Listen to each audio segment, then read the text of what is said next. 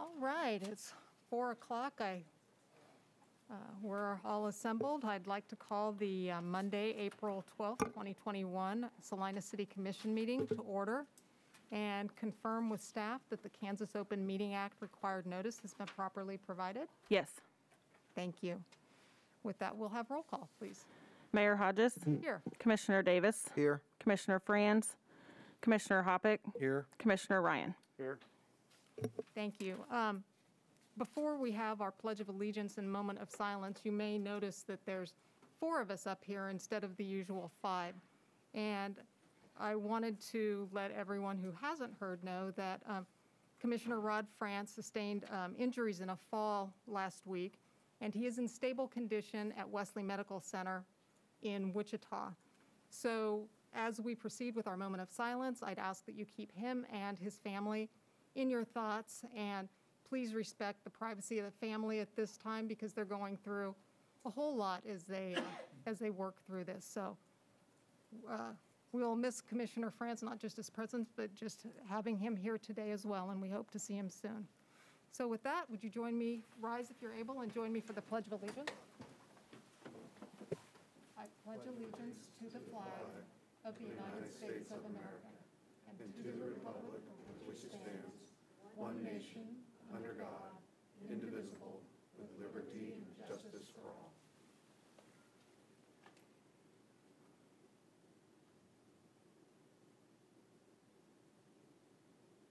Thank you.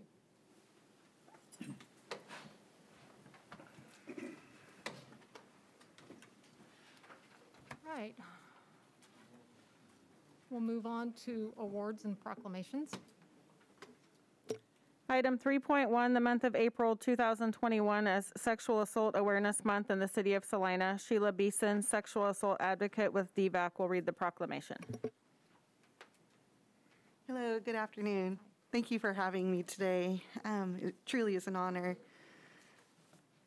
Whereas sexual violence is a widespread, preventable public health problem in Kansas, and whereas sexual violence is any sexual act that is perpetrated against someone's will, which includes sexual assault, rape, unwanted touching, threatened sexual violence, exhibitionism, and verbal sexual harassment, and all types of sexual violence involving victims who do not consent, or who are unable to consent, or who refuse to allow the act. And whereas 1 in 3 women and nearly 1 in 6 men experience some form of sexual violence in their lifetimes. And whereas 1 incident of rape is reported to Kansas law enforcement every 7 hours, 20 minutes, and 55 seconds. And over 5,300 people receive services for sexual assault from Kansas victims advocacy organizations each year. And whereas these statistics do not represent the true prevalence of sexual violence due to underreporting, and sex offenders often targeting people they perceive as vulnerable, less powerful, or less credible. And whereas the offender is known to the victim in the vast majority of cases, 80% in Kansas, and whereas the effects of sexual violence may be felt directly after or for many months or years later, and confusion, anger, sadness, shame, guilt, helplessness, hopelessness, and self-blame are all common reactions to sexual violence. And whereas the Domestic Violence Association of Central Kansas, also known as DVAC, provides 24/7, 365 days a year, free and confidential services to victims of sexual violence in the city of Salina. And whereas DVAC is available at 24/7, again, at 785-827-5862, or toll free at 1-800-874-1499. Now, therefore, I, Melissa Rose Hodges, Mayor of Salina, Kansas, do hereby proclaim the month of April 2021 as Sexual Assault Awareness Month in Salina, Kansas, and urge citizens to participate in this observance. Thank you very much. Do you have any activities, virtual or physical, We sure that you have do. going on this month? Yes, for sure. So at the Salina Public Library on the 16th this week, We're at 12 p.m. We're having a lunch and learn titled "What is Sexual Assault?" A lunch and learn with DVAC. And so if anybody's interested, this is a free session. Just visit the Salina Public website, library website, and just register on there. We'd be happy to have people join in, ask questions. It's going to be pretty informal. We just want to get the word out there as to what it looks like and how people can support those that have been victimized. We also are, every month we recognize Denim Day, which is on the 28th. And that's a day where people can hopefully go to work with denim on, or just everyday life. And it represents a campaign after in the Italian Supreme Court in 1998, where a case was overturned because a victim was wearing tight jeans.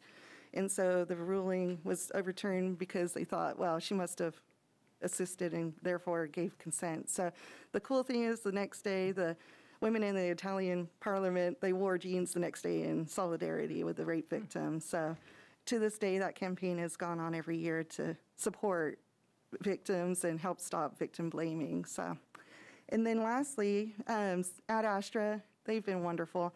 We're anxious to get things going again with our next Speak Night. So we're going to have that on the 31st at 7 p.m. The community is welcome to come to that, either to support victims or to read poetry or perform music. They can walk up, sign up the day of, or give DVAC a call, and we can get them on our list for that. Super exciting, and all month, Ad Astra is also selling a drink in our honor for DVAC. So it's a blueberry and cinnamon cream soda, I believe. Also Italian, so. Awesome. So yeah, we're excited. We really appreciate everybody's support in this town, and DVAC couldn't do what we do without the support from its citizens. So thank you so much. And Well, that's what we have for the most part. Other than that, our usual social media, we'll have all kinds of information up, so under DVAC. Thank you and to DVAC for doing everything that you do to help women and children in crisis. And Thank you. You provide a tremendously valuable and unfortunately needed Yeah. resource. So thank you very much. Yeah, And I we- have your Thank you signed so much. proclamation here. We hope to work ourselves out of the job one day, but. Exactly, exactly. Thank you very much. Appreciate it. Well, I may have already messed something up today. I had mentioned to City Manager Mike Scragg before the meeting began that given the number of people here, and I suspect that most of you here to discuss the mask ordinance, that we possibly move the mask ordinance up in the agenda. Can we do that at this point, or am I already too late and we'll just get to it when we get to it? I think if the other commissioners concur with you, you could certainly amend the agenda to take that up. Is there any interest in doing that, or would you prefer to? Okay. And we need a motion on that? I would move that we advance item 7.2. I'm sorry, not 7.2, 7.3 to right after the consent agenda. Is there a second? Second.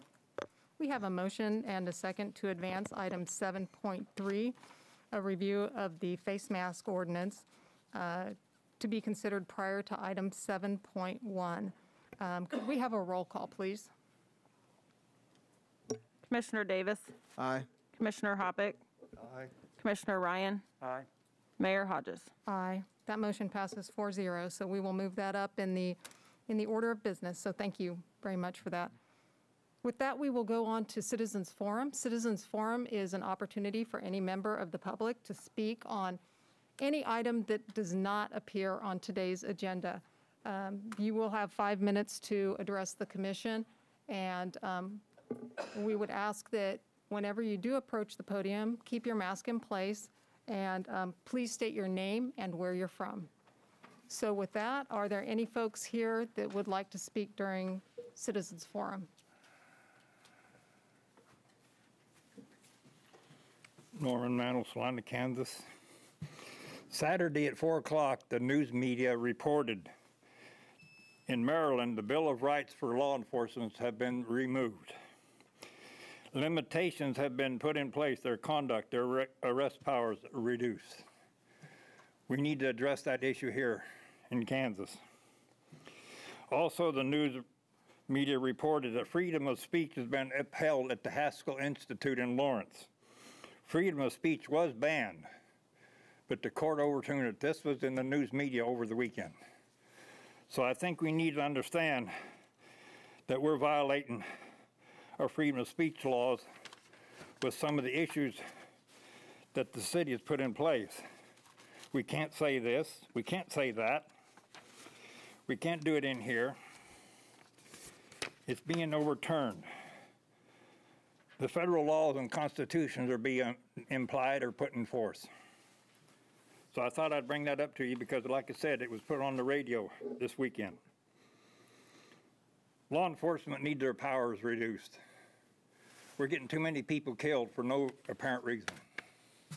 It's been happening again. In Idaho, law enforcement called a rancher out to come out and assist them. The rancher, it's open range in Idaho, and this man's bull had been injured. They called the rancher to come out and take care of it because it was on open range and his property. The rancher, his wife, and a family member arrived at the site. When he arrived, he assessed the situation. He decided the bull was badly injured. He needed to be put down. You know who got shot? It wasn't the bull. Law enforcement executed, assassinated this rancher. This needs to stop. Law enforcement is out of control all over the country. Thank you. Thank you, Mr. Mantle. Is there anyone else who would like to speak during Citizens Forum? And do we have anyone, if you are attending via Zoom and you'd like to speak, you can raise your virtual hand, or if you've got your camera turned on, you can wave at us and we will unmute you. Is there anyone indicating that they would like to speak, Mr. Wood? I don't see any at this time, Mayor Hodges. Okay. Well, with that, we will proceed. We don't have any public hearings or items scheduled for a certain time, so that will bring us to the consent agenda.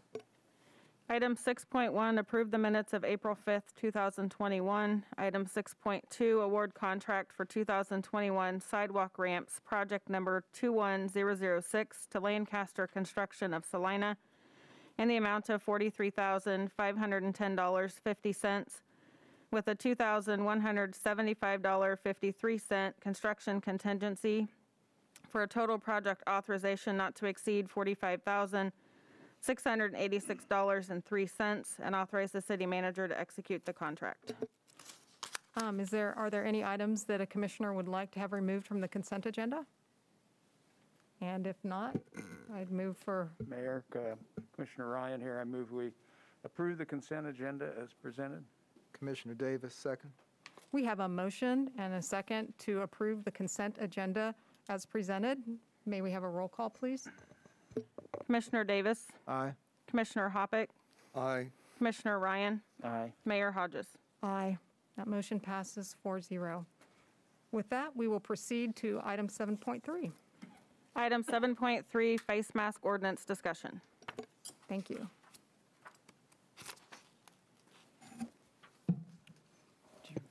Good Good afternoon, Mr. Commissioners, Tiller. Mayor, members of the public. So you should have in your packet the slides from the county commission last week. And then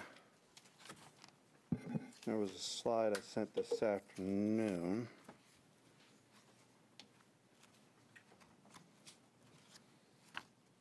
There we go.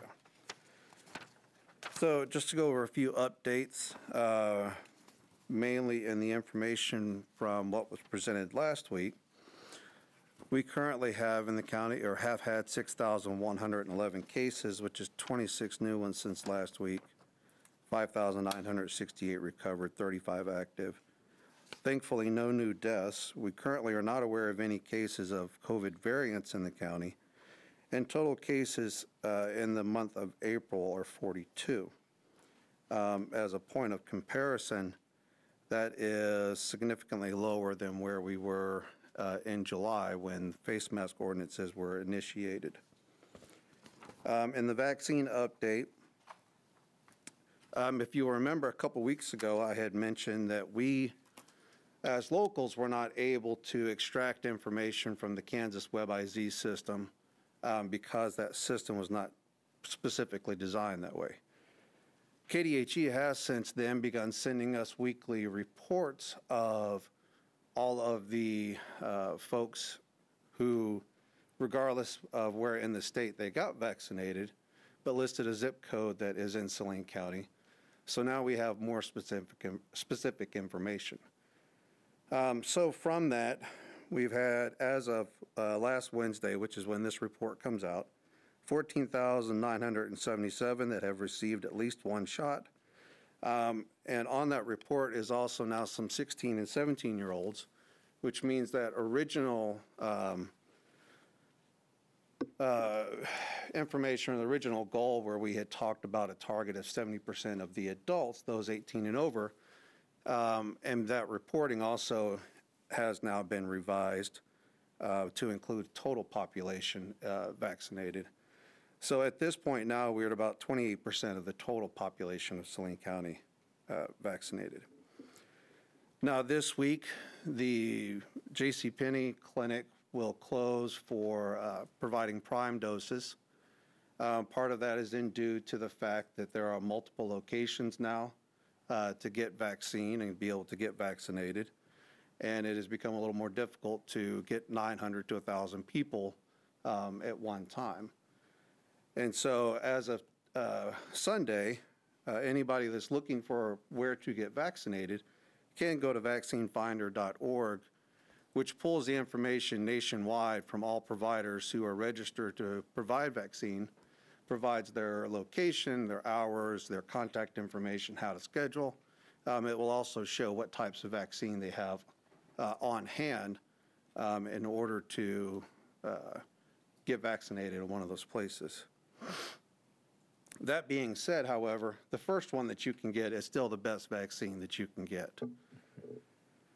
Now that we are getting those data exports, we are also in the process of developing a dashboard similar to our cases dashboard that will show that information as well as the breakdown by race, age for those who are interested in seeing that information.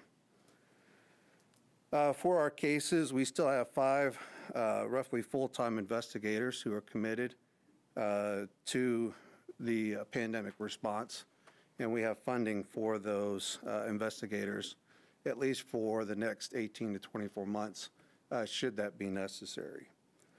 In the hospital, you can see that we have 3 current COVID patients. The 2-week percent positive rate is 3.23%, and with a 2-week incidence rate of 70 per 100,000. The recommendations, of course, that are in those slides that were provided to you are the recommendations that I made to the County Commission last week. Of course, that first recommendation is not quite valid as far as 70% of the adult population, but we would ascertain that trying to get as many people vaccinated is important in order to try and help with preventing the variants from being able to take hold here in Saline County. On the left-hand side of that slide that I provided you, that SITREP, is also the link to the KDHE dashboard, which they have now added a tab for showing where where the variants are in the state that have been identified, what counties, how many variants there are, what types they are, as well as that is where the detailed information for much of the, it wasn't white. Well, or much of the, if you want to drill down into specific information such as testing trends, school gating criteria, which is what this hospital percent positive and the 2-week incidence rate all fall under. There is a significant amount of information on that dashboard area, and that's where a lot of the information that we consolidate into our updates comes from as well. And with that, I'm open to questions. Thank you, Mr. Tiller. Questions from the commission? Mr. Tiller, do we know by demographics, by age, maybe what percentage of the at-risk people have been vaccinated, like over 65 or? With that export, I don't have that breakdown yet to be able to say I can tell you that breakdown. But with that export, hopefully we'll be able to show that. I just haven't been able to sit down and go through all of that in order to put into something that I can be able to share definitively. Thank you. But we will have that hopefully soon that we'll be able to Well, I share. have read 80% for Kansas or in that at-risk category, but. Well, and even though the main vaccine clinic is closing, we will finish out the next few weeks of round 2 vaccinations there. And in addition to what he had up there for the vaccine finder in those locations, we are also still continuing to work with Salina Family on a lot of smaller outreach clinics to try and target different populations around the city. So that was still ongoing. And as soon as we have that demographic breakdown, we'll definitely be able to share that. Thanks. Just sort of piggyback question. Will the information that you're breaking down now be able to give you address specificity as far as identifying neighborhoods that are wholesale deficient in percentage of people being Unfortunately, it gives us zip code. Zip code only. And that's, so it has, it's primarily de-identified. It has age, sex, race, ethnicity, and zip code as far as demographics information. And then it also has where they received their shot. So we'll, from that, as we are looking at it, we'll be able to get an idea too of how many vaccines are being done outside of the county, whether people are going to certain areas, if that's something that is of importance. Although in reality, we're not really concerned about where you get your vaccine at, whether it's here, Wichita, Johnson County, wherever. We're just concerned that you get it. That's all that matters. And if, let's just say, if family wants to get vaccinated and they think their primary care physician's office would have it, should they still register through vaccinefinder.org? And if so, would that information obviously flow to their primary care physician, or should they? So Vaccine Finder is a resource that can show them where a vaccine is at. So can you pull that back up, please? So you can see here that when you click on a location, it will tell you if they have vaccine in stock. It will give you their location, their phone number. Sometimes the view additional details will also tell you how to register for getting vaccinated. And that is the most, really most up-to-date site for that information, because it all is all flowing from the central vaccine tracking database, if you will, as far as where the vaccine is going and who's authorized to give it. So that person would end up in the statistics from the state if the person, the agency giving the vaccine, I'm assuming, is reporting back into the. Right. So the agency, regardless of whether it's, one of those that's showing up in that radius, or if it's somebody in another part of Kansas, when you're filling out your paperwork, you're filling in your demographic information. And again, that all gets put into WebIZ. And then the state is able to pull all that, which is what they're sending to us with that breakdown by zip code. Okay. Did you, what is your opinion now on your desire to get 70% of adults in the county vaccinated, or at what point would you consider us sort of, like a asymptotic curve on a geometry graph, as close as we're gonna get? I mean, So in terms of 70% of the adults, before we had to change up our reporting to total population, we were at about, I think, 35% of adults. As far as our ability to reach that, again, I think it's still a good target, of course, to reach 4. However, since we likely have vaccinated the majority of those who were, primarily wanting it initially, and now we're kind of getting into that area of those that are on the fence, who are hesitant about vaccine, trying to reach some of these populations that either are, aren't normally going to come into a provider's office or something like this. Trying to get to that 70%, even of the total population or even the adult population, is going to be much more difficult and take much longer at this point. So while it's going to be an ongoing effort, to say when we finally reach that 70% is, I think, quite a ways down the road. All right, so do we let the number just drift over time at with its own momentum, or are we increasing our efforts to find those, let's say, 10 to 15% of people who just may not be part of the usual system, who may not be online or comfortable accessing a service? Right, and we have already taken efforts trying to reach those additional people. You may have seen some of the smaller outreach clinics that are going to be down in the southern part of the county. There'll be one out near Tony's, I think on Thursday. Last week there was one up by Salvation Army. Right. So we've already started trying to reach out to those groups. Some of the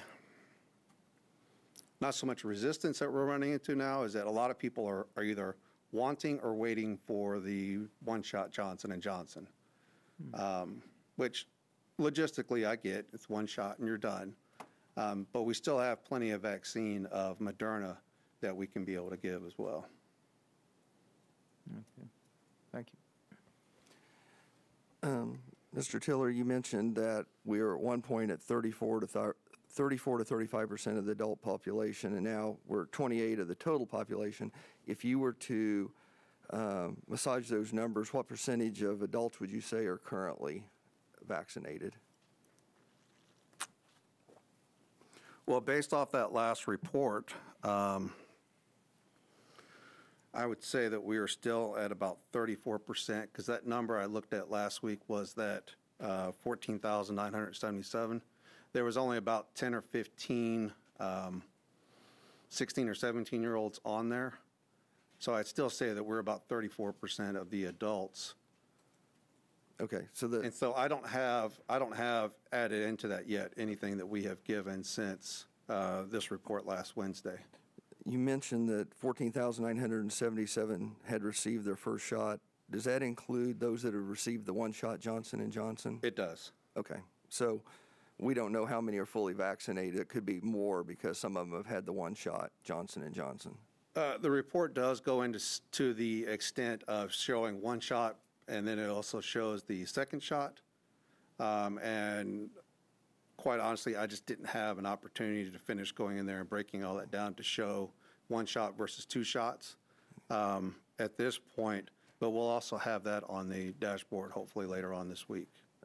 Approximately how many people were we vaccinating a week at the, I call it the mass vaccinating site out at JCPenney?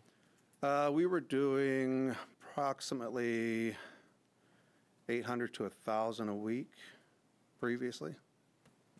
And what's the capacity of the other locations in Salina to do on a weekly basis approximately? Well, considering most of them are pharmacies, they don't have a lot of space. And I think they were getting maybe 200 to 300 doses a week potentially. Between all of the? Well, at each one, I think they were getting about 200 doses or so a week. The hospital has also been receiving doses, so they've started giving some to their CommCare locations as well. But just last week, we certainly struggled with filling 800 slots that we had for last week at the mass vaccination clinic. And this week we were attempting to fill 300. I don't have a final report on whether we've got all of those filled yet. Okay, thank you. I just have a few questions here. First of all, very encouraging numbers, and also very encouraging that we aren't seeing any of the variants. As we have positive tests, are we testing to see if there are any variants in those positive cases? So those, we don't see the actual, what we get is the lab result. And those labs are done at multiple different, or those tests are done at multiple different labs. Those labs in general are sending, I think, a random number of samples to KDHE for sequencing. Okay. If there is something that is an outbreak, if we see somebody that potentially may have had vaccine breakthrough, or that potentially tested positive and was symptomatic within 90 days after they had already had disease, then those types of cases we'll try and work with or contact the labs to make sure that those test samples are sent for genetic sequencing at KDHE. My understanding is they are also trying to up their amount of samples that they are sequencing to look for the different types of variants. Gotcha.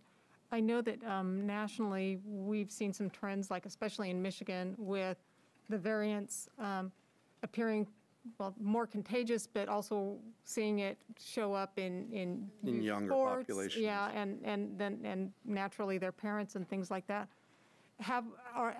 I'd heard a report that there were some students that were sent home today from Lakewood Elementary or Lakewood Middle School that had been exposed. And so are we seeing younger people getting COVID, or is that something that hasn't reached us yet? No, we have seen children of all ages, from infant all the way through to 100, 101, Right. that have gotten COVID throughout the pandemic. So to see some cases in kids is not unusual. So we're not seeing that corresponding rise in more specifically youth cases No. at this point? No. Okay. Now, is the COVID task force that you and Mr. Scragg are a part of, are you still meeting weekly, pretty much? Every Monday I morning. mean, I call you guys the COVID task force. You may have your own name that you all prefer. Yes, we're still meeting every Monday morning at 9 Okay. a.m. Is there a specific recommendation from the entities that make up that task force? And I mean, we're talking about, obviously, the health department, city, county officials, Salina Regional Health Center, Salina Family Health Care, USD 305. So you've kind of got a big mix of different people with different concerns.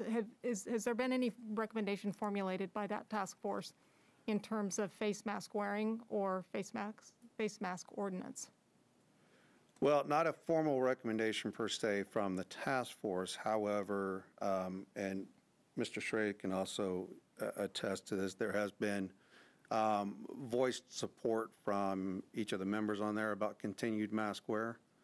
Mm-hmm. Whether it's realistic in some of their recommendations for another 4 to 6 weeks, I'm not so sure that whether that would be quite possible, given some of the level of resistance already. But I think one of our prevailing thoughts is that we are potentially a few weeks behind where many other places are right now, and that we could end up as many of these other states are that are seeing significant increases if we're not proactive about it. Gotcha. And if I could clarify a little bit, I would describe it more as a working group. There's Yeah. dialogue sorry. that is kind of advisory to Mr. Tiller as the health officer. There's not a lot of formality to it in terms of making a recommendation, or there certainly isn't any voting or motions. It's just dialogue for Mr. Tiller's I gotcha. edification, I guess you'd say. Gotcha. Thank you for the clarification. And then I just have a couple questions in regard to next steps as we, whether or not we rescind the mask ordinance today or whether it's in place for whatever, another month or 6 weeks or whatever. Obviously, we're going to be in a post-mask, quasi-post-pandemic world in the months ahead. You said that we currently have the 5 tracers, contact Correct. tracers, and they will be here for the next, they will be funded, their positions will be funded for the next 18 to 24 months?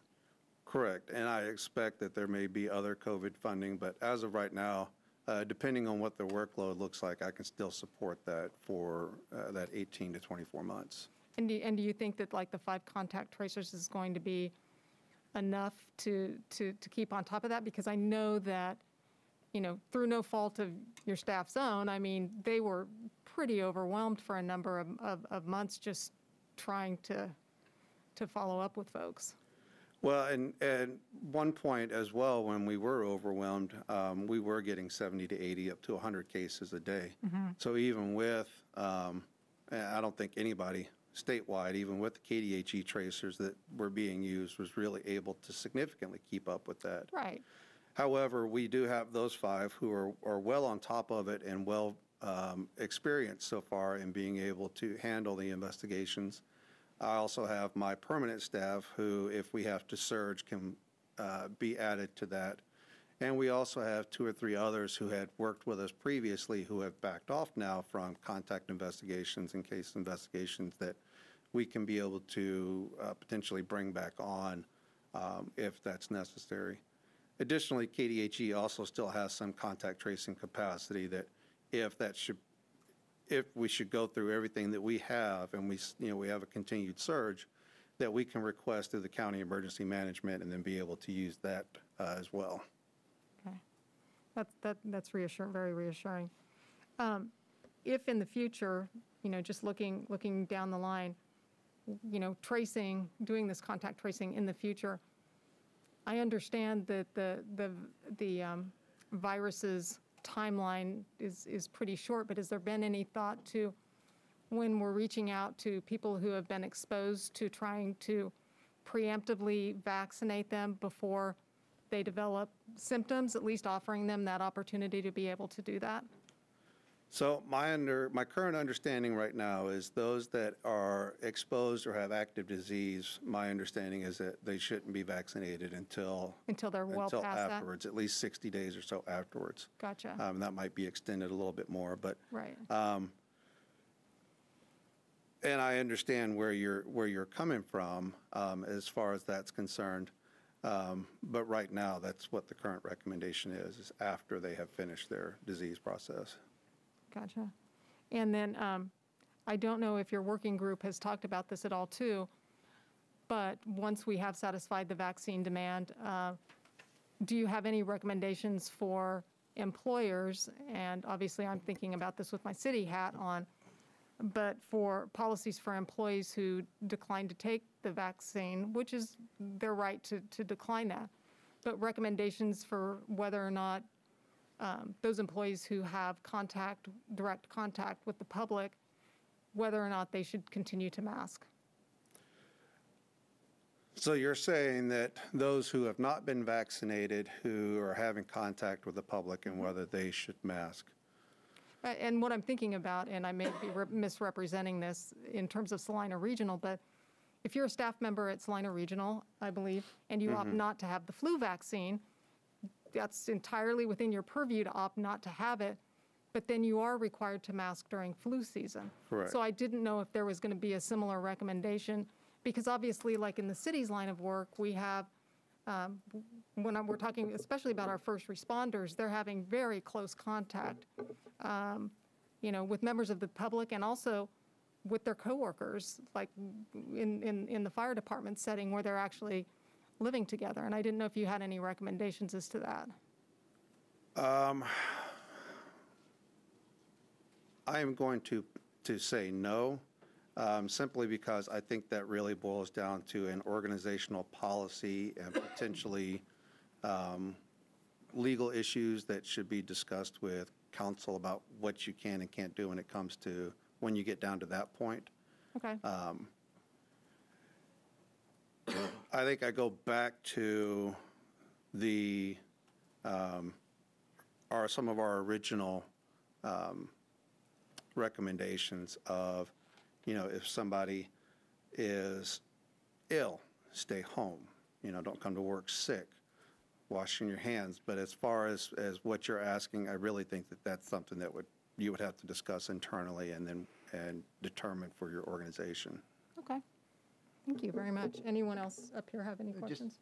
Yeah. A few follow-up questions. One that didn't write down well, I'll ask before I forget. If, as a physician, if I see someone who looks or sounds as if they probably are or recently were symptomatic and their test is negative, is there a way to have their specimen of whatever type tested for the variants? Is that something that can be requested of KDHE, or of whom would we request that? So I think you I'm might be assuming that they would come up negative on the testing we're doing now, and that may be an incorrect assumption. So KDHE's guidance has changed a couple of times on, especially somebody that may have had it. You're speaking to somebody that have had it before, or is this Well, someone symptomatic in the last 3 weeks. Okay.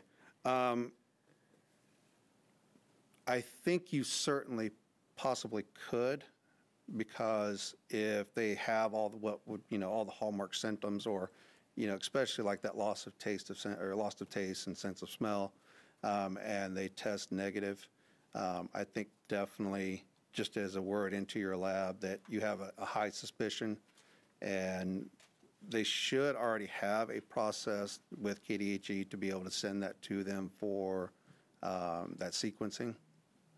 Okay. So, but I think just a quick conversation with your lab to ensure what process they have. But I know that KDHE has mentioned that they are looking for samples, especially if there's something that you have a high index of suspicion, something just, doesn't look right in the presentation, that doesn't necessarily come up positive, but doesn't come up positive necessarily for anything else, like a rapid strep or something like that. Okay, thank you. Now, you use the term organizational policies, and that's a good term for my next question. As a hospital employee, I've been told that the policy at the hospital is not going to be changed or addressed until May 1st at the earliest. USD 305 would have its policy. I'm sure there are other organizations who would be motivated for safety of staff and their clients to continue certain policies. With large groups of persons, either work or otherwise, under different policies, I'm sort of afraid of the confusion that will amount if there's not some uniform policy that applies to most people in the city. Mm-hmm. Is it your understanding that USD 305 would prefer to keep the masking going till the end of school, which is what, I don't have the kids in school, but it's probably no more than about a month, 5-6 weeks away?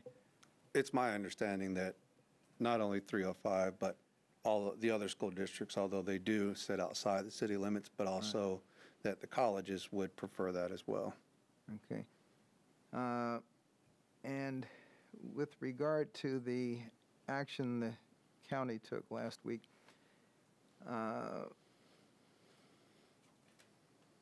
on one hand, I'm told I don't need a mask in the county. But the next breath is, we highly recommend that you wear them when you're in certain situations. And, my simple logic says, well, if there's no reason for concern, you don't need to give me that warning. And if you're giving me that warning, then there's a reason for concern. So then I'm back to, so why are you telling me not to wear the mask? And just, we're on that, I don't know if it's, well, I guess it's lack of circular logic. I'm looking to the logic expert in the room here, but, well, from his debating background, you are the the Trent Davis anointed logic expert here. But there's some inherent confusion in that action. Right? If you're going to tell me I don't need the mask, I'd like to hear a period at the end of that statement rather than the comma, unless we clearly define those situations in which the mask should still be used, in which case that should be part of the action. So you're asking what my input on that one is, based on their decision? Yeah. Well, for one, I can't speak for the county commission, nor will I try to. But two, there is, I think, an inherent difference in between what I recommend and what they legally can and will do. And I think that is where the line is come in at. And so if we want to, I think, as I've mentioned before, be proactive in preventing surge or preventing variants from showing up or taking hold, then especially in public situations, large public situations, then masking is definitely an important aspect. Whether you take the legal requirement to do so is outside of what I can recommend. Does that make sense? I mean, masking is important. It's one of many things that's important as far as preventing the spread of COVID. The same goes for staying home, hand washing, social distancing. Really, whether you continue to leave the legal aspect in place and enforce masking is a decision of how you want to address this. Thank you. And I'm sorry, before we open it up to the public, I just have one last question. When were the vaccinations opened up to all adults regardless of age or risk factor? That's been a pretty recent development, has it not? Phase 5, I believe, was March 22nd, or was that? It's been in the last couple weeks. They did phase 3 and 4, and then a week later opened it up to phase 5. So it's been very, very recently. So those that were in phase 5, just statistically, if they're lucky, they've been able to acquire their first dose, but because of the timing between the two doses, they obviously haven't gotten their second dose. So Correct. the people that waited their turn and got the dose or got the vaccination, they have not had the opportunity to become fully vaccinated yet. Correct? Are you talking about everybody prior to phase 5? I'm talking about like the phase 5 people. Oh, Just- so, yeah. right, those that were in phase 5, if they wanted to get their first dose, they've Yeah, gotten their first dose. they may have received their They just first haven't dose, but- received their second one yet because Gotcha. that will still be another 2 to 3 weeks off depending on Gotcha, thank when you. they got it. A follow-up to that is it my understanding that with the Moderna and the Pfizer, if you've had one dose, you're, 70 to 80% protected, and the second dose is actually a booster to that? It tries to get you up to that 90-some percent? I unfortunately don't have those specific numbers in front of me, so I can't remember exactly what the percentages are.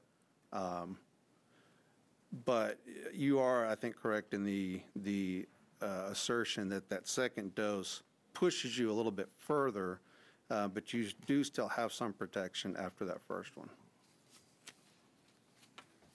Mayor, one more question. Yes, sir. And this is just an opinion that I'd like to hear. I'm sure you don't have any data about it, but are those that are resistant to the mask or tend not to wear them, or is that the same group that doesn't want to get vaccinated?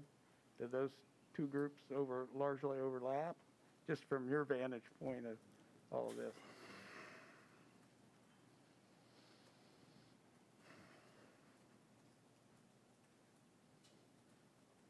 I'm going to have to say I don't know. I haven't really looked at it enough to be able to give you an opinion on that one.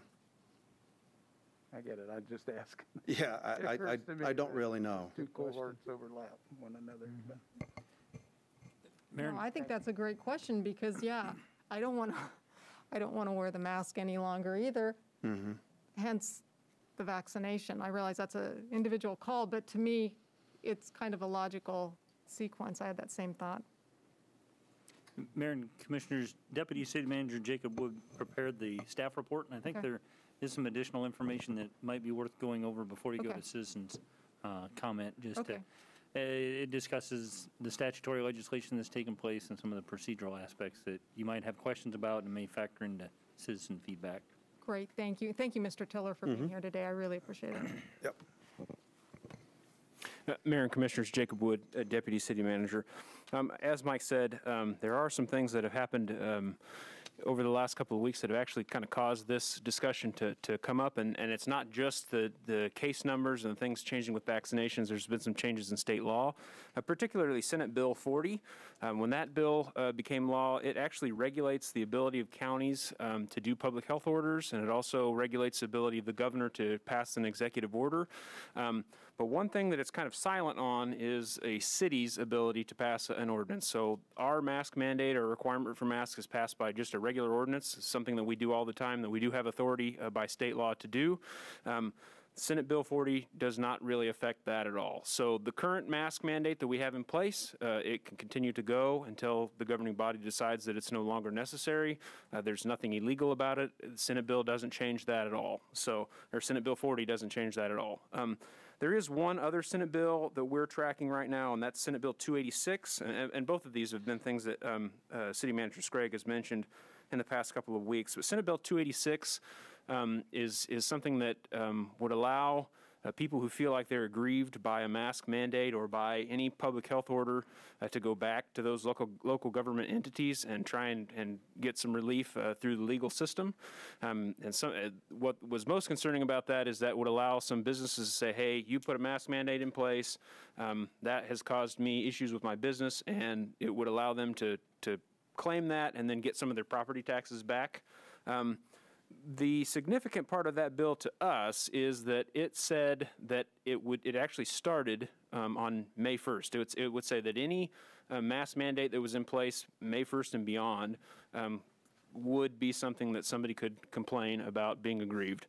I don't think at this point this bill is going to go anywhere. It's been heard in one committee. They moved it over to another committee. At this point in the session, I'm not really concerned that it's going to get passed, but if it were to get passed, we would probably need to take a look at our language. One of the things that it says specifically is that if the local government requires a business to enforce this mandate, that is something that they can say that is something that has aggrieved them, and our mask mandate does certainly say that you have to enforce it. We have not taken the stance that businesses are to enforce it on their customers specifically, but we have said that if you have employees, that you should have your employees follow the rules, and we have ticketed people. So that is something something to think about. That's something we'll track. If the governing body decides they want to continue with this mask mandate, and 2 weeks from now or a week from now we find out that Senate Bill 286 does pass, we'll certainly want to think about that again. So I don't think there's any other state legislation or any changes there that will affect the city that we really need to talk about. So really, your options are to not do anything. We can continue forward with the mask mandate that we have. You could, change the mask ordinance if you want to change the provisions. One of the things that I think people have talked about is, I've heard people say, well, I've had the vaccine, why do I still have to wear a mask? Well, we do not have an exemption for people that have had the vaccination. We do have other medical exemptions, but we don't have that. That's not listed in there, so that'd be something that you could consider. And I'd be happy to answer any questions about any of the legislation or anything else that's come up. Mr. Wood, as an ordinance, this requires 2 votes. Are we at liberty to postpone second reading to any date, or not, I guess not postpone, but table? Can you put second reading wherever you choose? Yeah, you certainly could delay the second reading. And just as a clarification, that May date, that is the effective date if Senate Bill 286 passed, is May 1st of 2021. So we'd have an opportunity to size that up. It's not May 1st of last year. It's not that's correct. retroactive, so you would have an opportunity. And that may change, you know, between now and the end of the legislation, they may change that May 1st date. It's really hard to say. And following up on that question, so if we were to get word that that bill had passed and it was going to go into effect on May 1st, how long does it take us to rescind an ordinance at that point? Because we have to wait for publication in the newspaper of record, right? And so, I mean, it's not like passing an ordinance. You don't need 2 readings to rescind, right? It's just one action to rescind and then publication in the paper? Go ahead. First point, it does take 2 readings to rescind. It Okay. takes an ordinance to rescind, so thus the, But we could do an 2 readings. emergency. yes, that's Okay. true. And generally, I'll defer to the city clerk, but normally, what, a 3-day lead time on publication? Yes, if it was passed on Monday and sent to the paper on Tuesday, it would typically be in the paper, sent to the paper for publication, it would be in like on Friday. That's generally the soonest we can get it into them. Sometimes Thursday, most of the time it's Friday. Gotcha. Thank you. Any other questions for Mr. Wood? Well, if not, we will go ahead and open it up to the public. I might ask Commissioner Hoppick, could you switch the clock around a little bit so I can see so I can see the timer a little bit? I don't want to be, thank you so much, that'd be great. Yeah, that's perfect, thank you so much. We will open it up for public comment at this time. Please state your name and where you're from, and limit your remarks to 5 minutes, please. Is there anybody here that would like to speak on this issue?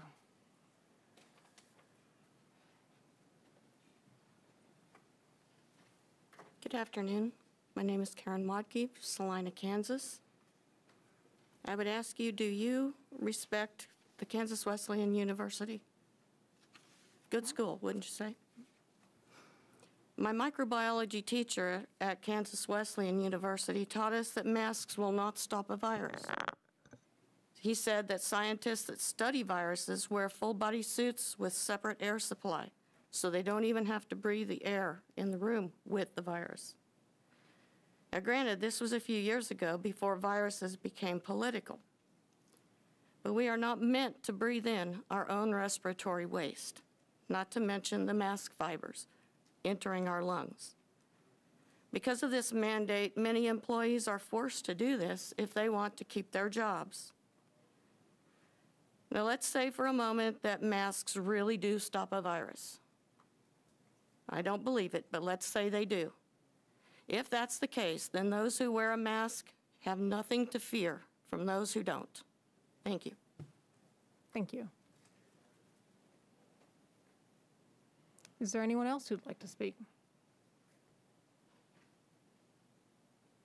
Is there anyone online who would like to speak? I see a couple of hands raised. Yeah, we do have at least 2 online.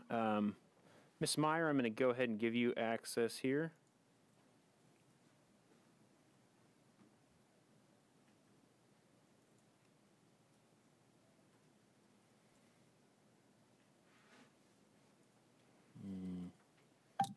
Okay, I'm sorry, I couldn't get the mute thing working. I'm Lene Meyer here from Salina, Kansas, and I do want to support continued mask mandate. I think it's Mr. Davis's comments were certainly informing, and Jason Tiller, he is our expert in this field for our county and cities. So I think we need to pay attention to what he's saying, what the stats are saying. The fact that there's an increase in cases is, I think, of a concern. And again, common sense and science rules as far as is what my belief is. And I challenge you and hope that you will continue the mandate. Thank you. Thank you, Ms. Meyer. Who are we going to acknowledge next, Mr. Wood? Mr. Silverman, I will give you access now. All right, Mr. Silverman, are you there? Yes, this is Dr. Silverman of, Oh, I'm sorry. I live in Salina, Kansas, Dr. David Silverman. And I am calling in today in support of a continued mask mandate. I spoke to Mr. Tiller on Friday. He might recall that conversation, but a few things I'd like to bring up.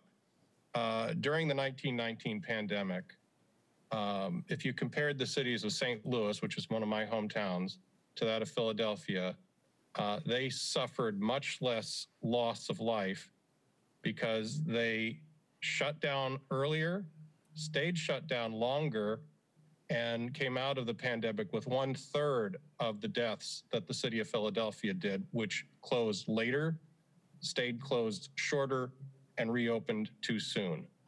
I'm reminded, and this is a parallel, if you've ever driven in the mountains on steep roads coming down and it says, stay cautious, 8 more miles of steep roads ahead because you might get into a lull. We've kind of hit that lull right now, but we have not gotten to herd immunity. And it sounds like there is some resistance in the community to do so. If we had shut down longer earlier, we might not be here today. But unfortunately, we've played games with this virus. This virus doesn't care if you're a Democrat or a Republican. And we have now gotten to the point where it is mutating and variants are emerging. And the reason why we've had lower numbers locally is because of the mask mandate. The mask that I'm wearing now, probably if you were to come up right up on top of me, no, it's not going to stop a virus from penetrating, but it's preventing my breath from traveling more than a few inches from my face, and the same from others. And that's what has kept this our numbers down lately. But if we open up too soon and we rescind this too soon, Mr. Tiller's office will be overwhelmed. It'll take a couple of weeks for that to happen. But thank you for listening to me today. Thank you, Dr. Silverman.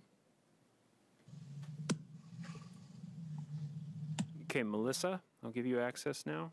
All right, Melissa, go ahead. If you could give us your full name and where you're from.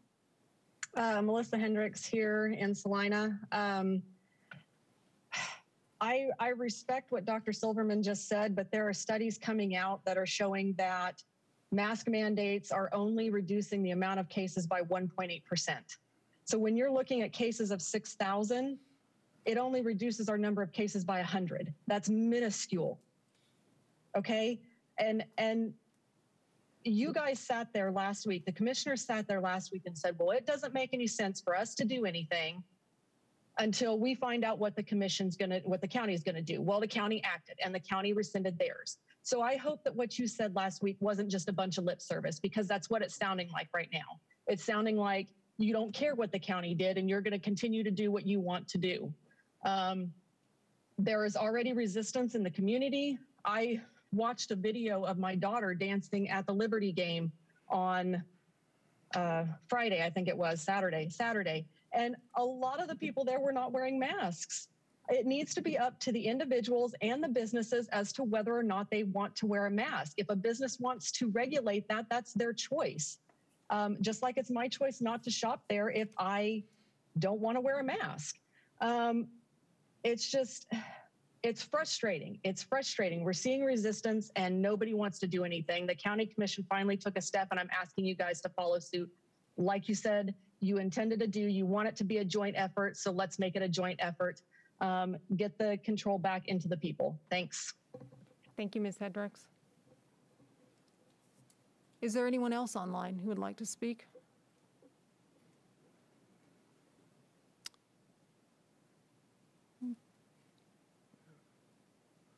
Because we've already had Dr. Silverman. Is there, and final call for anyone here who would like to speak to this issue?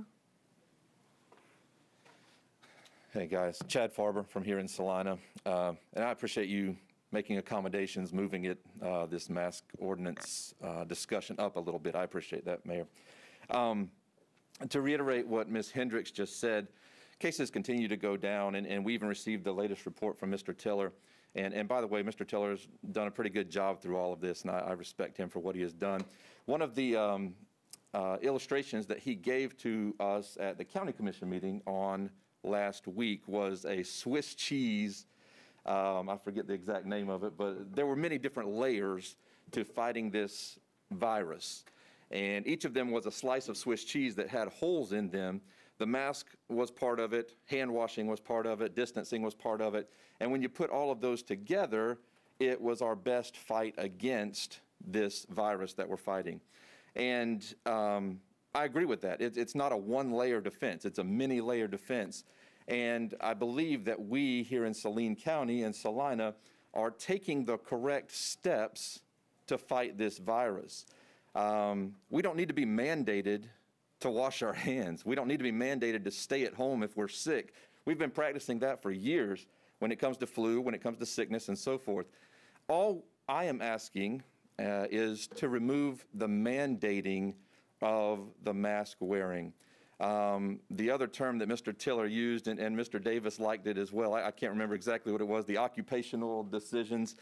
That's probably what it's going to come down to anyway. Each business will determine, whether their employees wear a mask, whether those that come through the doors will wear masks, and I'm fine with that. But we as a governing body, or you as a governing body, should not mandate the wearing of individuals by that. Individuals can make their own decisions. We've seen down in Texas, cases have dropped since the mask mandate has been allowed to expire or rescinded in that case. And even Dr. Fauci this past week was asked, what's the reason for that? Can you explain that? And he said, I have no explanation for it. But the explanation is this. We as individuals want to protect ourselves, and we can do it with our own choices and with our own decisions. So like Ms. Hendricks said, I think it should be an individual choice. And I appreciate the county commission making their decision that they did last week. And I think it would cause a lot of confusion in our communities if we had a county commission with one decision, a city commission with another decision. And so I would implore you, follow suit, just take the mandate away, but use the same recommendation like Mr. Tiller is saying. We recommend to protect yourselves, be it with a mask, be it with hand washing, be it with distancing, whatever the case may be. But I appreciate you guys listening to me, and have a great Monday evening. Thank you, Mr. Farber.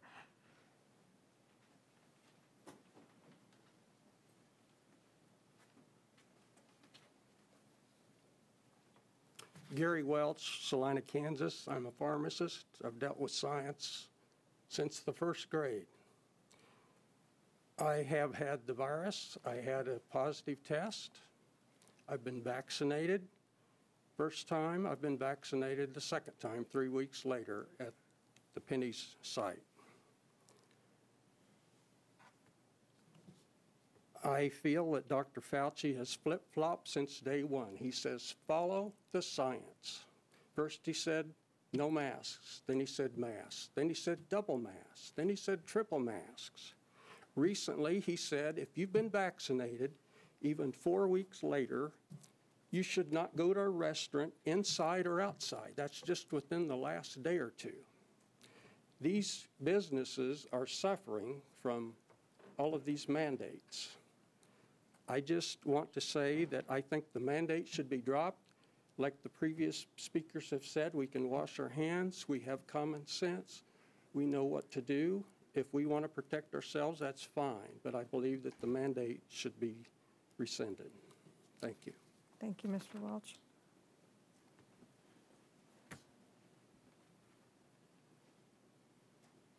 All right, if there's no one else to speak, I will bring it back to the commission for further discussion or action. Could the chairman speak into the mic? We can't hear it back. Oh, I'm sorry. Is that better? Yes. Okay, great. Sorry about that. Thank you for letting me know. All right, with that, we'll bring it back to the commission for further discussion or action. And I'm sorry, go ahead. I guess somebody's got to go first.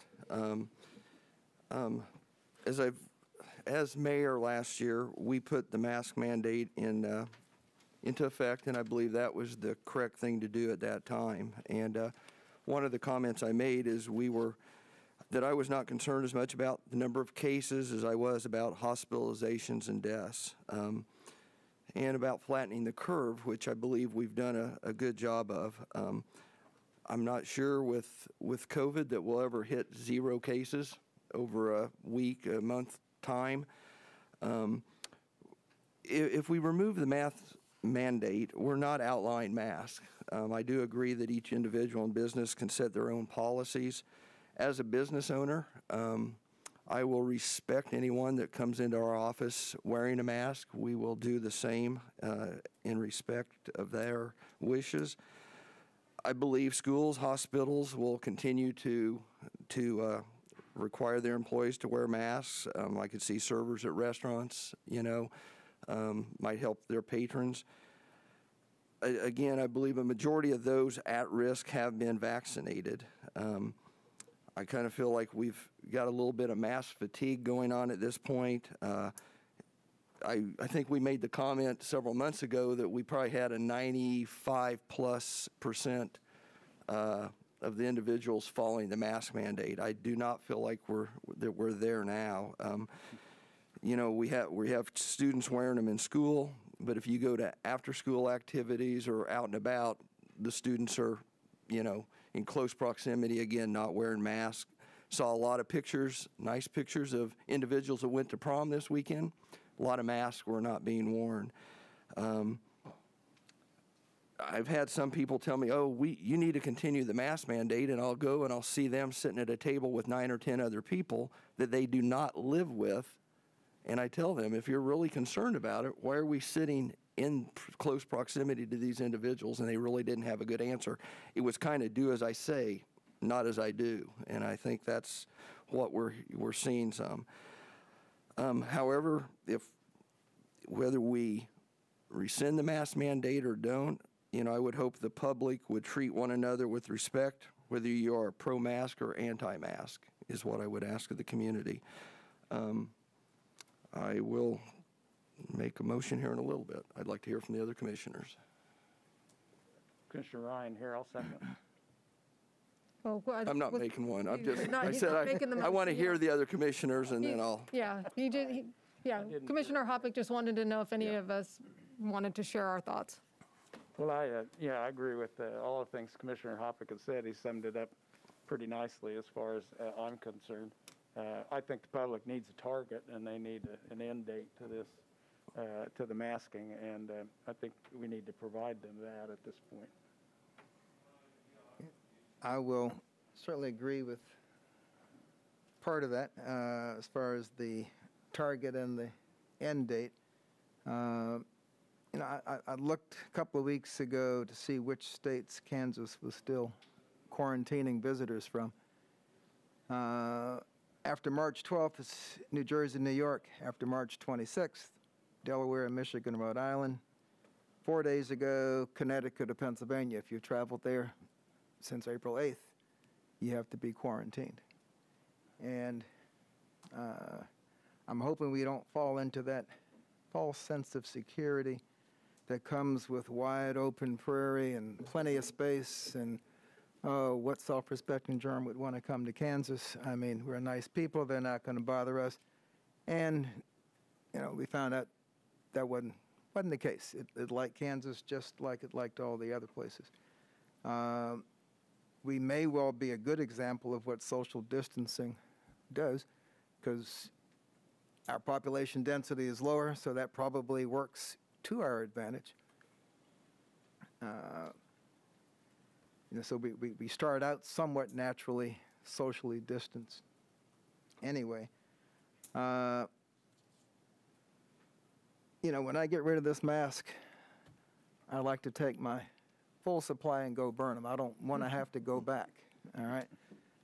Because psychologically, I tell you, it's going to be a lot harder to go back to the mask than it is to keep wearing it. There are a lot of people in town who wear a mask at work. People at Tony's Pizza wear a mask.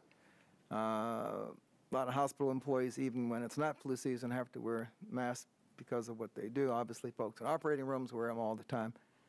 I had this thing on yesterday from 8:30 in the morning to 10:30 at night.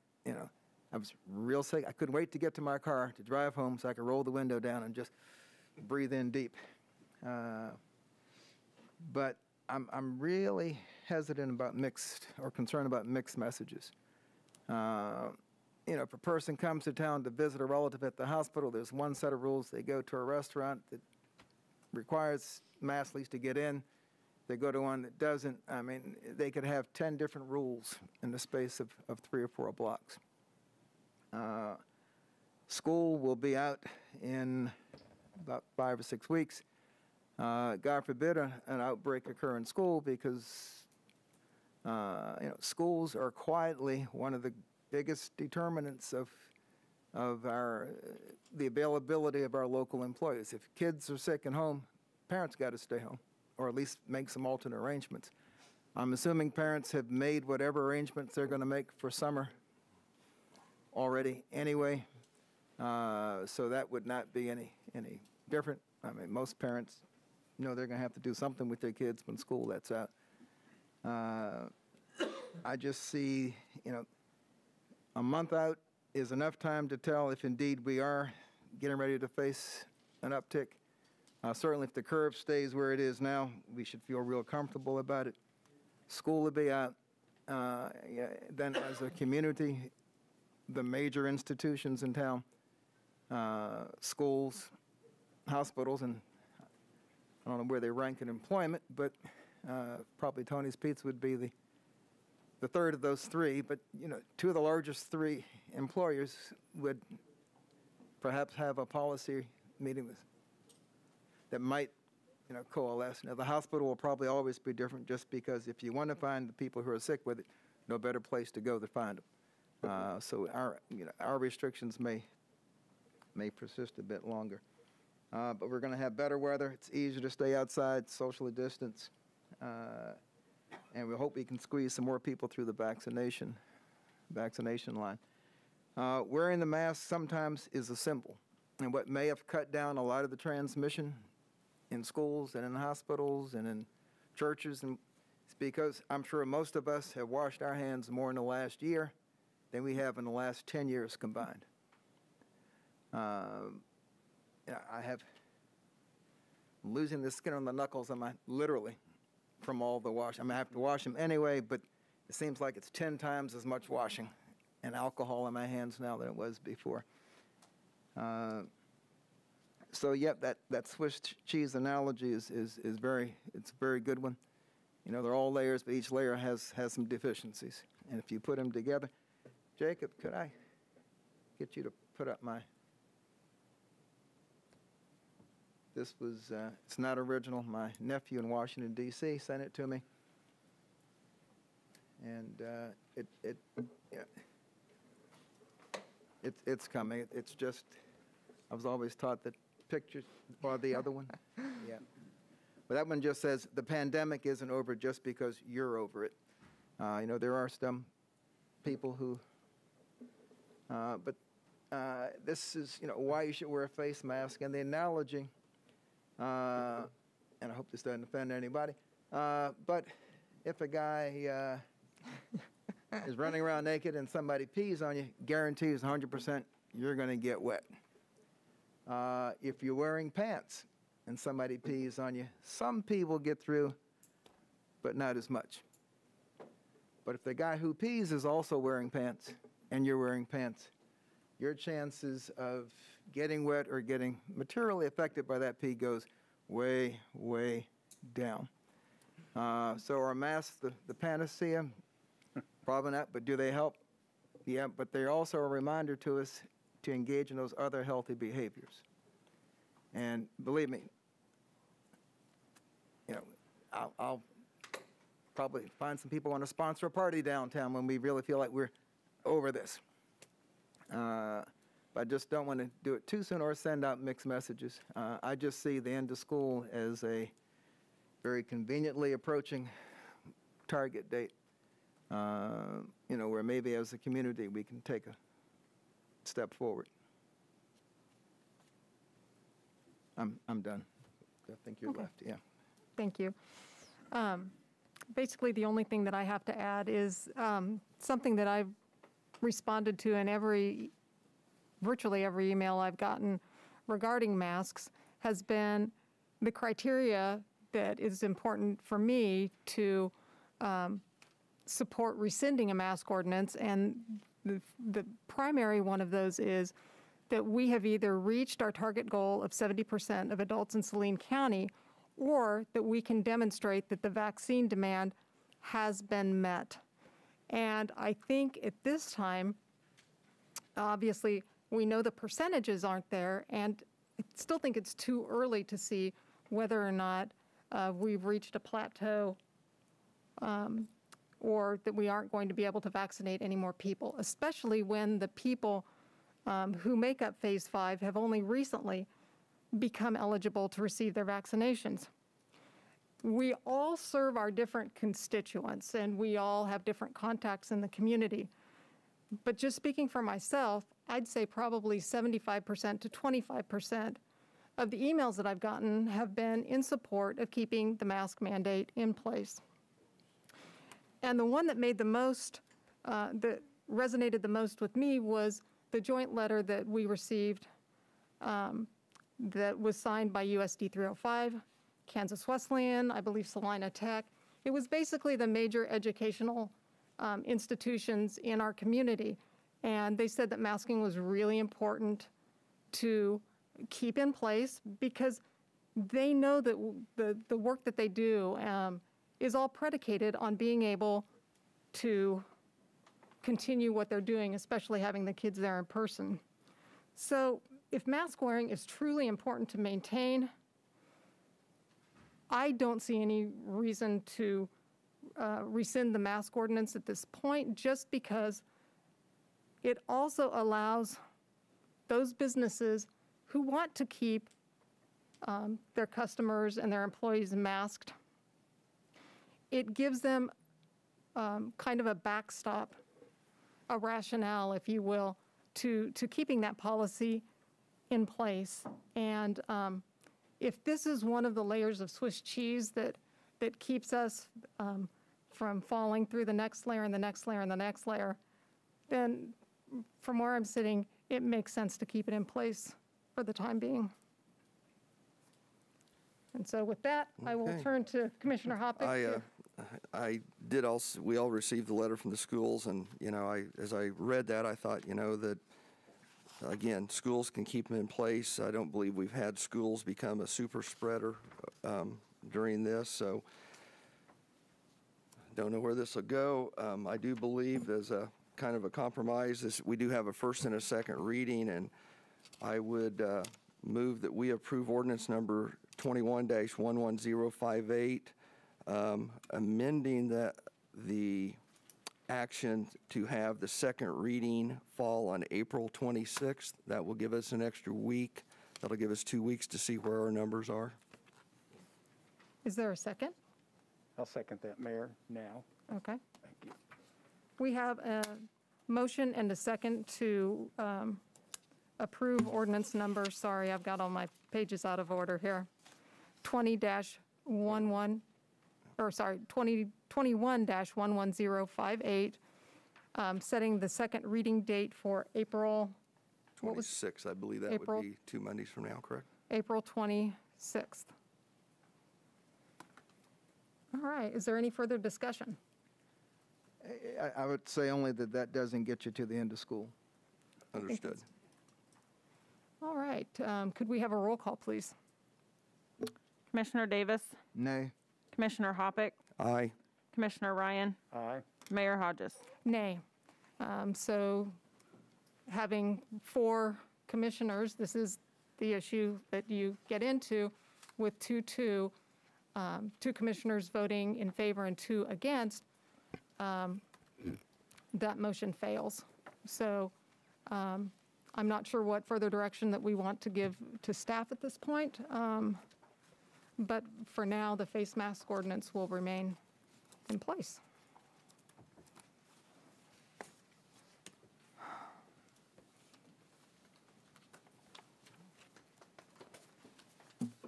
that's something that we can think ahead to to figure out where we want to go from here. But I concur that, to me, the end of school is what I'm looking at. And I don't know that if we want to address that now, or if that's something that we want to take up again in a few weeks. And I'm going to look at Commissioner Davis, since he was the other dissent, to see what his thoughts are. If anyone knows when school closes, whichever Monday comes after that. I do not know that off the top of my head. If Superintendent Exline put it in her letter or not. I don't. No. And not the. We're not allowed to use our computers, our phones, but if you have that data, I appreciate it.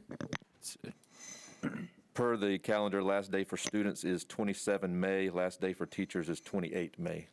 They go to May 27th? Yes. Well, that's a long school year. That is long.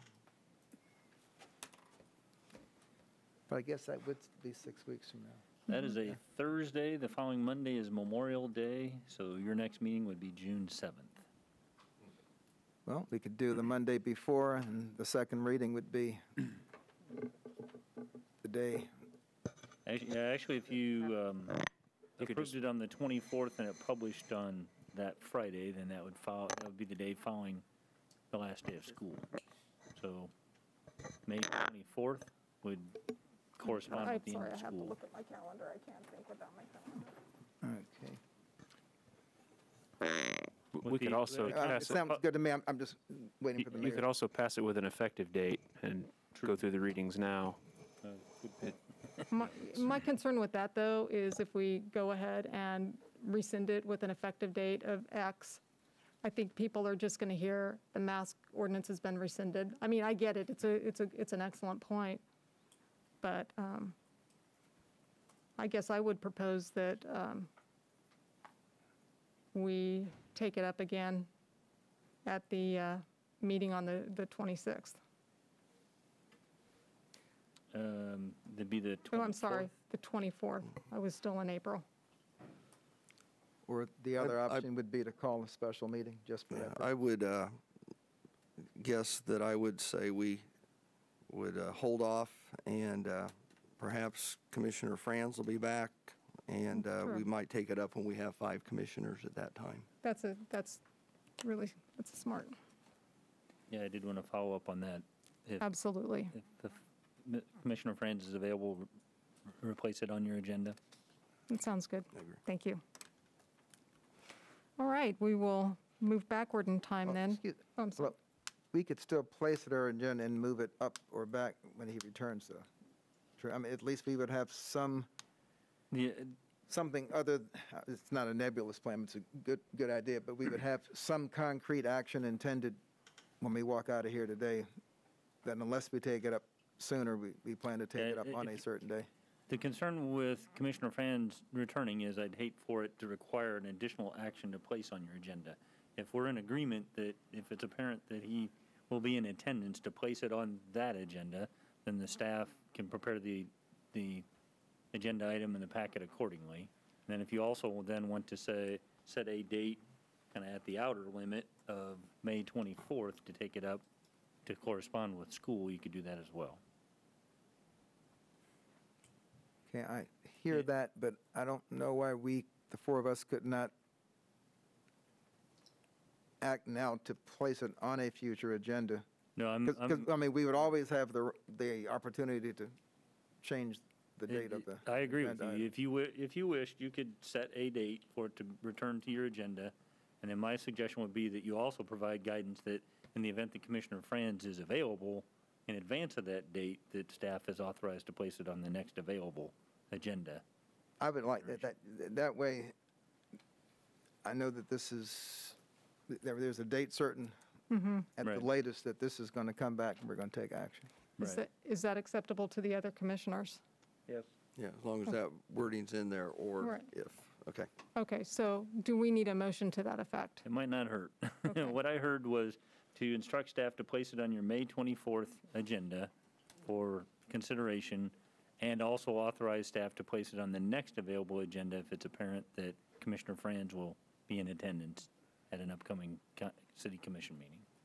I'll enter that as a motion. Is there a second? Second. We have a motion and a second to move the mask ordinance. I'm not even going to try to repeat what Mr. Scraggs said. Putting the mask ordinance on, well, now here I go. Mask ordinance on the May 24th agenda unless the return of Commissioner France allows it to be placed on an earlier agenda. Mayor, Yes. may I ask a question? Yes, sir. Again, back to the two reading aspect. Is if the 24th was in anticipation of publication to correspond with the date of school ending, do we That need? does presume you'd be declaring a compelling public interest in two readings on that same date. Or you could do it on the 17th, first reading on the 17th and second reading on the 24th. I guess given the mayor's point about confusion. I'd I personally, I'm sorry, go ahead. just do it on one day and be done with it. Yeah, I would agree. Thank you. All right, we have a motion and a second. Could I have a roll call, please? Commissioner Davis, Aye. Commissioner Hoppick, Aye. Commissioner Ryan, Aye. Mayor Hodges. Aye, and that passes 4-0. Now, we'll go back to item 7.1. Thank you all for being here. Thank you, Mr. Tiller. Mayor, do you want me to read all 7.1 all the way down to D at the same time? Yeah. Okay. Let's just Get it all, okay. go for it. Okay. Item 7.1, authorize sale of general obligation internal improvement bonds, Series 2021-A, and temporary note Series 2021-1. 7.1A, receive report on bids received on sale of bonds and notes. 7.1B, second reading of ordinance number 21-11055, authorizing the issuance and delivery of general obligation internal improvement bonds, Series 2021-A. 7.1C, resolution number 21-7947, prescribing the form and details of and authorizing the delivery of general obligation internal improvement bonds, Series 2021-A.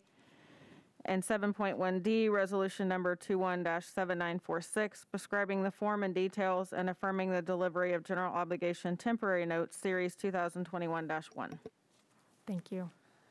Good afternoon, Mayor and Commissioners. Debbie Pack, Director of Finance. Today's action is a culmination of several months of work by city staff, our bond advisors, Gilmore and Bell, and our financial advisor, Stiefel Nicholas, to finance our capital projects and purchases for the city. One thing I did want to mention, I'm not going to go into great detail because we've been over these projects multiple times. I did want to mention that we did have a bond rating call on March 23rd, and Moody's confirmed the city's AA3 rating, which is the fourth highest rating available from Moody's. We do have Dave Arterberry here from Stiefel Nicholas. I'm going to go ahead and let him give you the report on the bids that we received today at the closing of the bonds and notes. The closing of these will actually happen on April 29th. That's when all the funds will be transferred. But I'll let Dave give you that report real quick. Thank you. Thank you, Debbie, and congratulations again on having your rating affirmed by Moody's. Both Debbie and Mike did a really good job of presenting the city and its credit to Moody's. So it is, anytime you can preserve in this economic environment a good, solid AA2 rating, you're to be commended on that. So as Debbie mentioned, today the city received bids on the notes and the bonds. Bids were due on the temporary notes up until 11 o'clock this morning. And the city, I'm pleased to report that the city ended up getting a total of 5 bids for the notes.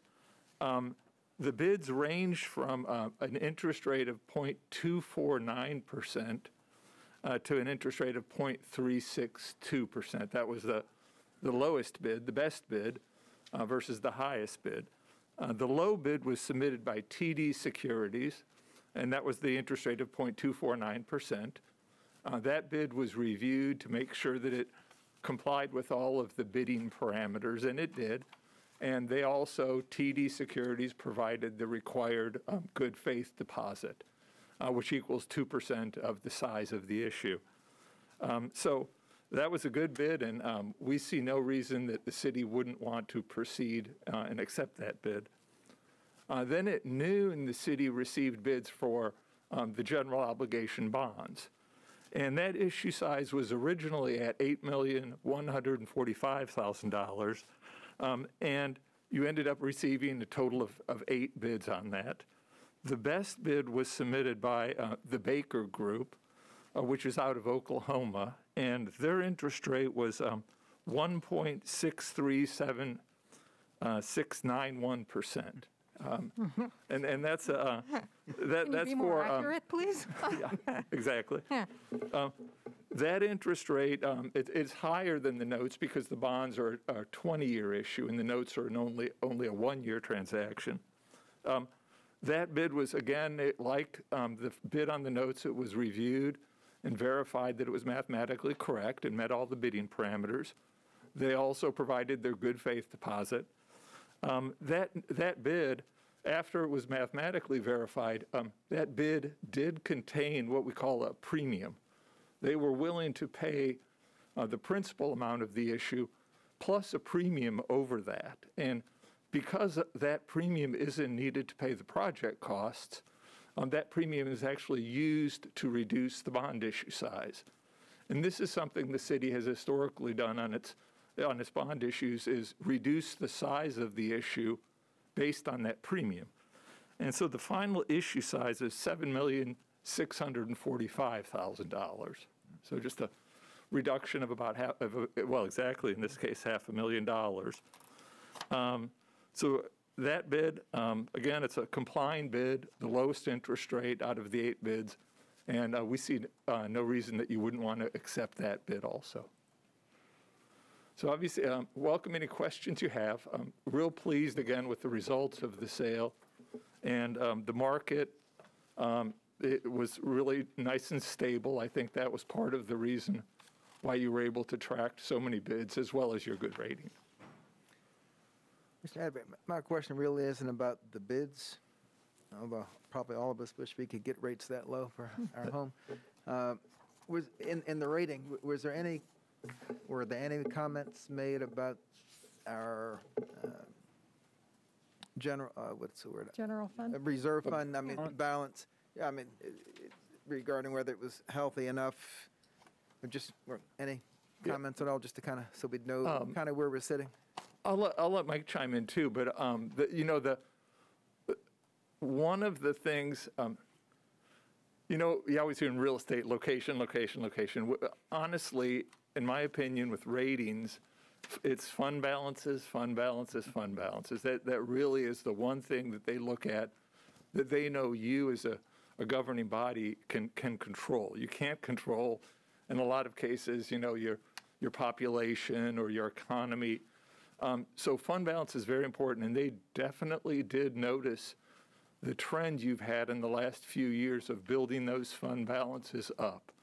That had been a concern of theirs in the city for a number of years, but that sort of reversal and that growth of the fund balance was definitely noted during the rating calls. Thank you. Our prior rating was AA3. Right, yeah. Too.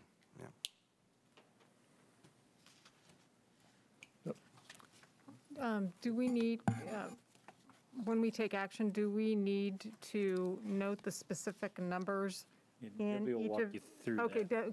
good. Walk I did slowly. mention also that we also have Mitch Walters from Gilmore and Bell here, and instead of Gina, it's not, but he's doing as good a job as Gina is. So if you had any questions specific about the bonds or the issues themselves, so he is available. We do have 3 action items. We have the Ordinance 21-11-055, which we'll be doing on second reading.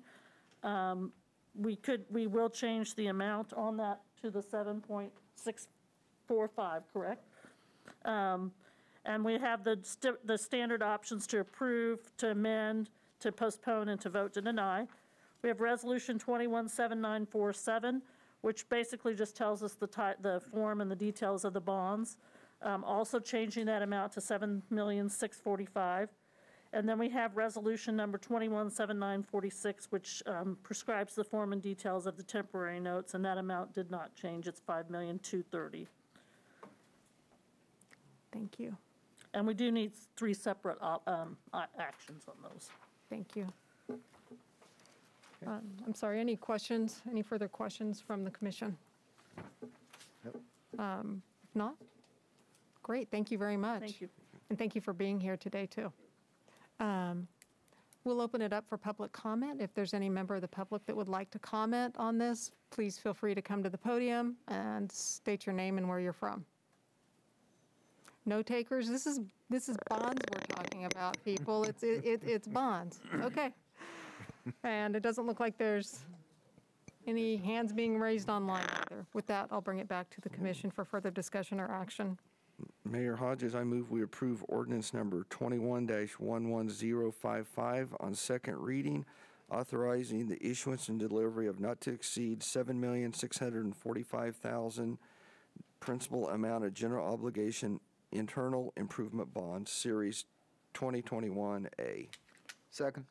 We have a motion and a second to approve on second reading, ordinance number 21-11055. Could we have a roll call, please?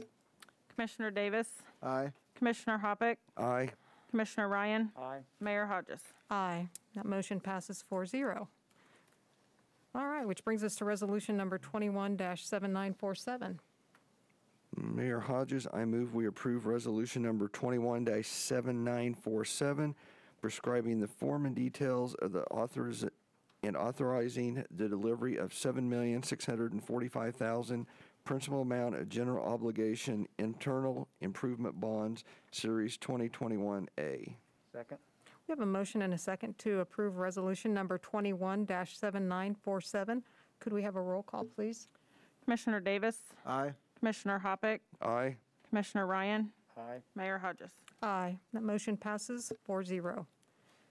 All right, you can take Yes, the last one, too? I'm on a roll. We're on a roll. I move we approve, Mayor Hodges, I move we approve resolution number 21-7946, prescribing the form and details and affirming the delivery of not to exceed $5,230,000 principal amount of general obligation temporary notes, Series 2021-1. Second. Is that, excuse me, that says 2020-1, is that correct? Should be 2021-1, shouldn't it? Okay. All right, we have a motion and a second to approve resolution number 21-7946. Could we have a roll call, please? Commissioner Davis? Aye. Commissioner Hoppick? Aye. Commissioner Ryan? Aye. Mayor Hodges? Aye. That motion passes 4-0. Thank you very much for being here this evening, gentlemen. Love those interest rates. Yes, yes. All right, which brings us to item 7.2. Item 7.2, first reading charter ordinance number 40, exempting the city of Salina from the provisions of KSA 12-1697 and providing substitute and additional provisions on the same subject relating to the promotion of tourism and convention, authorizing the levying of a transient guest tax by cities and repealing charter ordinance number 35. Thank you. Mr. Wood. Yeah, Mayor Commissioners, Jacob Wood, Deputy City Manager. I'm not going to go through the entire report as I did last week. This topic was discussed 1 week ago, and the Commission made a motion that we postpone it to tonight in order to provide notice to the hoteliers. That was done last week. We sent an email out, didn't have time to get a letter drafted in the actual mail, but we did send an email out. And then I think the Chamber also, we anticipated the Chamber would provide some correspondence, and they did that as well. The ordinance that you have attached here is a charter ordinance, so it does take a supermajority, which will be 4 commissioners, to be approved. And what it does is it sets the top limit of the transient guest tax rate at 8%, and later on you would take additional action to actually set the rate where you'd want it to be. I'd be happy to take any questions, and Eric from the Chamber is here as well if you have questions or want to hear from him. Thank you, Mr. Wood. Mr. Brown, would you like to speak? Sure.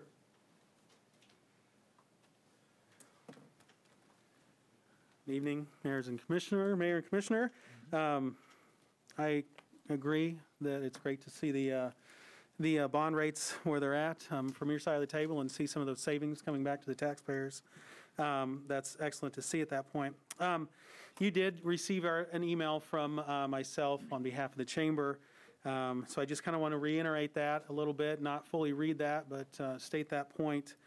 We continue to be supportive of the Baseball Enterprises project. Obviously, it generates a significant amount of visitor and tourism dollars that enhance our community.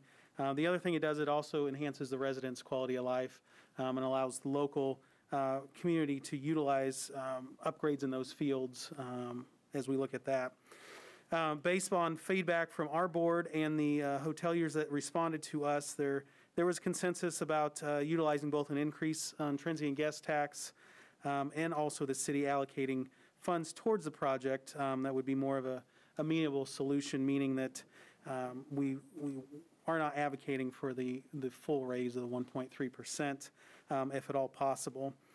These upgrades keep our facilities competitive across peer communities and also allow Salina to retain the quality tournaments and championships currently with us, and also bid on tournaments that we have not seen previously. So that keeps us competitive that way. And also these upgrades provide local users, like I said, a quality experience.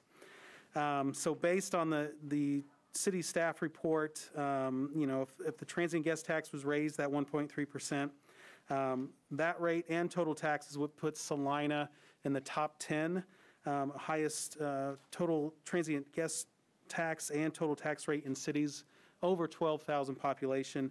The majority of those cities actually are in the Kansas City market as well. The back end concern of this is, after talking to obviously Visit Salina and our division there, the effect that this would have on the very competitive convention and meeting market. That convention and meeting market already was competitive, and if we are towards the top tiers in the state, that could be a detriment to our ability to host association meetings, conventions, things of that nature. So with that, I will address questions. I also have Sylvia Rice, because there are details that I'll let her tackle that way. So, Thank you. I guess I'm going to ask the same question I asked last week. Yes. I mean, there's no argument about the value of the Baseball Enterprises project. I mean, I don't see any real holes in the project. Just have to find a way to pay for it. And I guess I'm still not sure if I'm hearing that the Chamber Board is supportive of the increase. I understand that part of your membership would have a reason not to want the tax to raise. Right. And another part of your membership will benefit from the results of this money being diverted towards a baseball field. Because at the end of the day, we have to find the money right to pay for all this.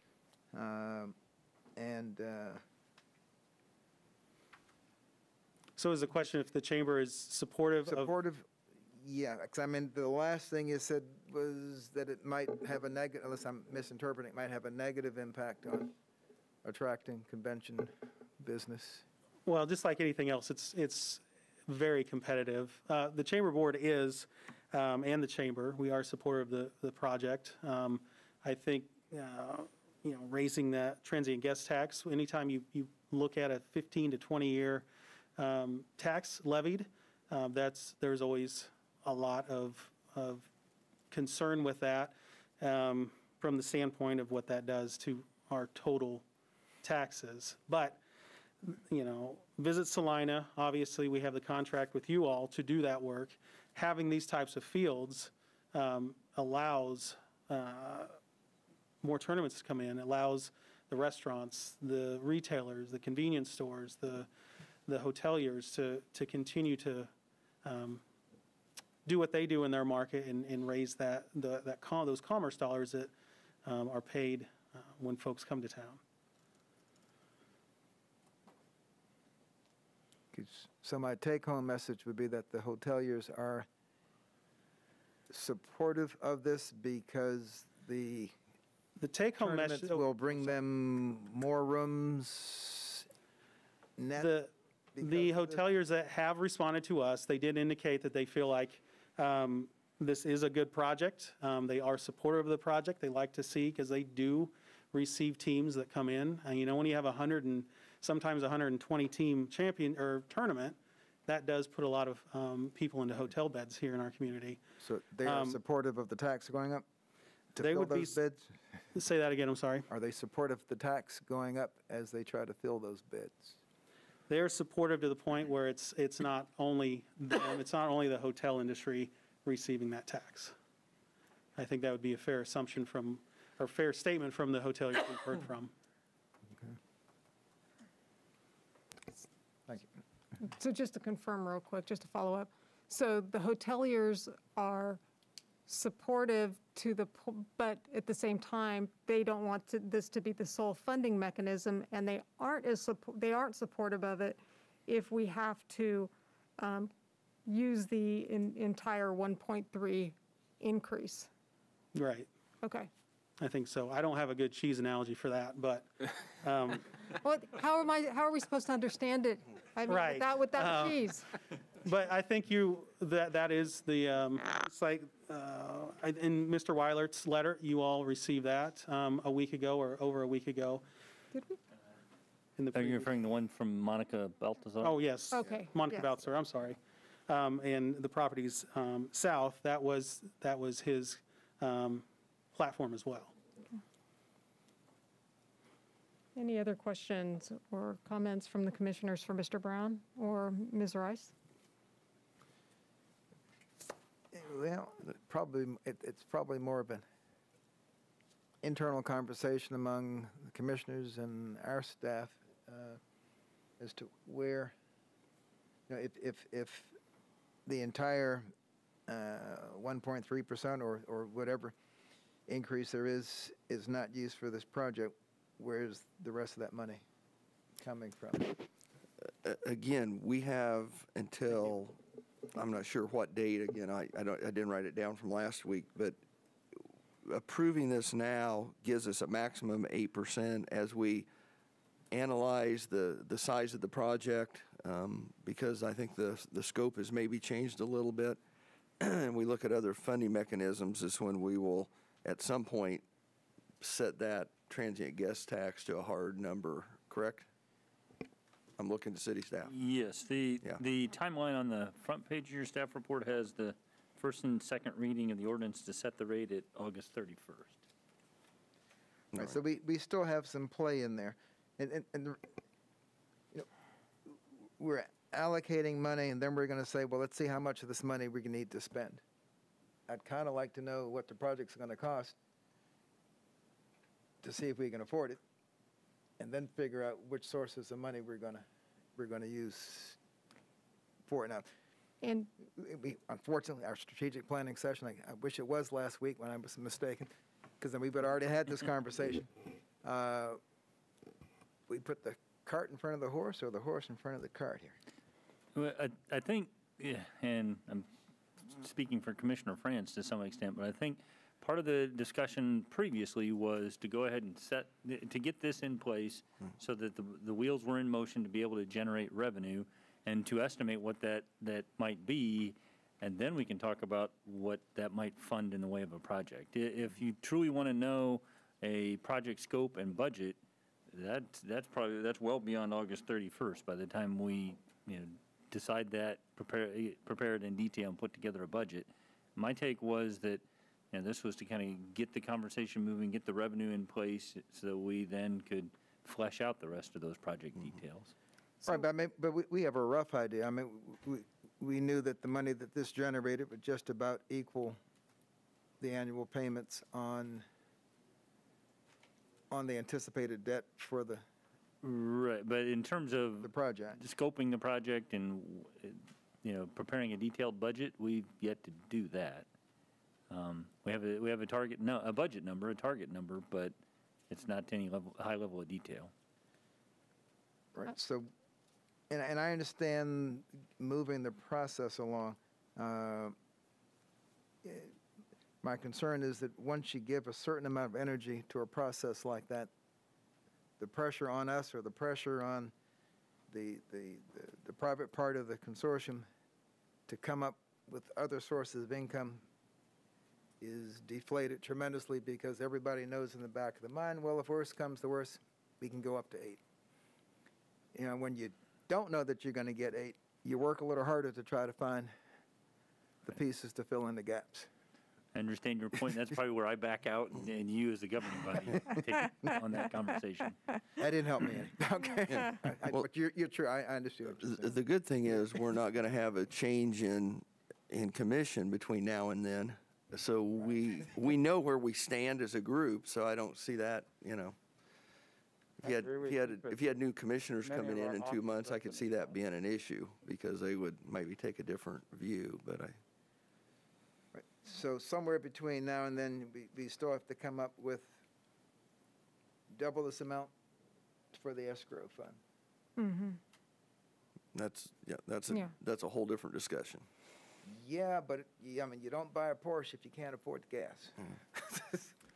I mean, we will have bought the car, but no way to take care of it. But I mean, we need to have some idea, and that's, you know. But we've, as a commission, we've already shown our support for this. Now to say we're not sure how to fund, I mean, it's kind of well, no, this is not about support for the project, but it's about committing ourselves to buy something that we can't keep up. I mean, at least I ought to have some idea, you know, what our options are before we get it. Because once we buy it, we're obligated to replace those fields in 10 years. And it'd just be nice to have some idea of where we think we're going to get that money from. I mean, again, project's great. We just have to be, and these are things you can discuss in a strategic planning session. You know, what pots of money do we have, or how are we going to approach? Because every year we're going to get a fantastic project. Yeah. We've already had 2 or 3 this year. And there's no guarantee that we will have 100% of the funds to replace the turf. You know, there may be some debt financing that's required. Right, but that's the same situation we're in with our trucks and equipment in public works. We haven't planned to replace the equipment. And now, 15 years later, it's going to fall on us to develop a plan to replace those trucks. I mean, instead of the trucks in 10 years, it's going to be, I got ready to call it AstroTurf. I'm really dating myself, but artificial, whatever it's called, artificial turf. Just leave it at turf. But, and that issue is strictly speaking not related to getting this ball rolling, but I've seen what happens when you give a big ball a little bit of a push going downhill. Nothing stops it. And we just need, before that ball hits the bottom of the hill, to know where the rest of that money is coming from, or at least have some idea of what type of conversations we're going to have to fill in that void, because that's a $350,000 a year void. I guess I have a... I mean, if it takes 3.5, I guess we'd get interest. I mean, it may not be $350,000, but it's a sizable amount of money that has to go into an escrow fund somewhere so that we can, that's assuming we want to pay cash for the turf, unless you want to bond it out every 10 years. If you get into a payment cycle that's sustainable, you could then continue that payment cycle to replace the turf. Right. But it would be a function of, kind of right-sizing the scope and the finances to match up. But, and I understand the conversation for quite some time now has been this $4 million ask, and there's that vision out there. You have the opportunity to say, this is what we set for a rate, this is our anticipated revenue, and we need to revise the project scope to match up with that. That could be, some of the highest priorities are bathrooms and facility improvements beyond turf, and it could mean that you size the turf work to sync up with not only the current revenue, but the life cycle and the ongoing ability to make those payments. That may not mean you can turf all the fields, but you could turf some.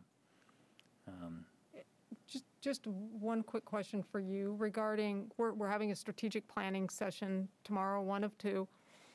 Is this the kind of conversation that you had anticipated that we would be able to have to some degree in terms of,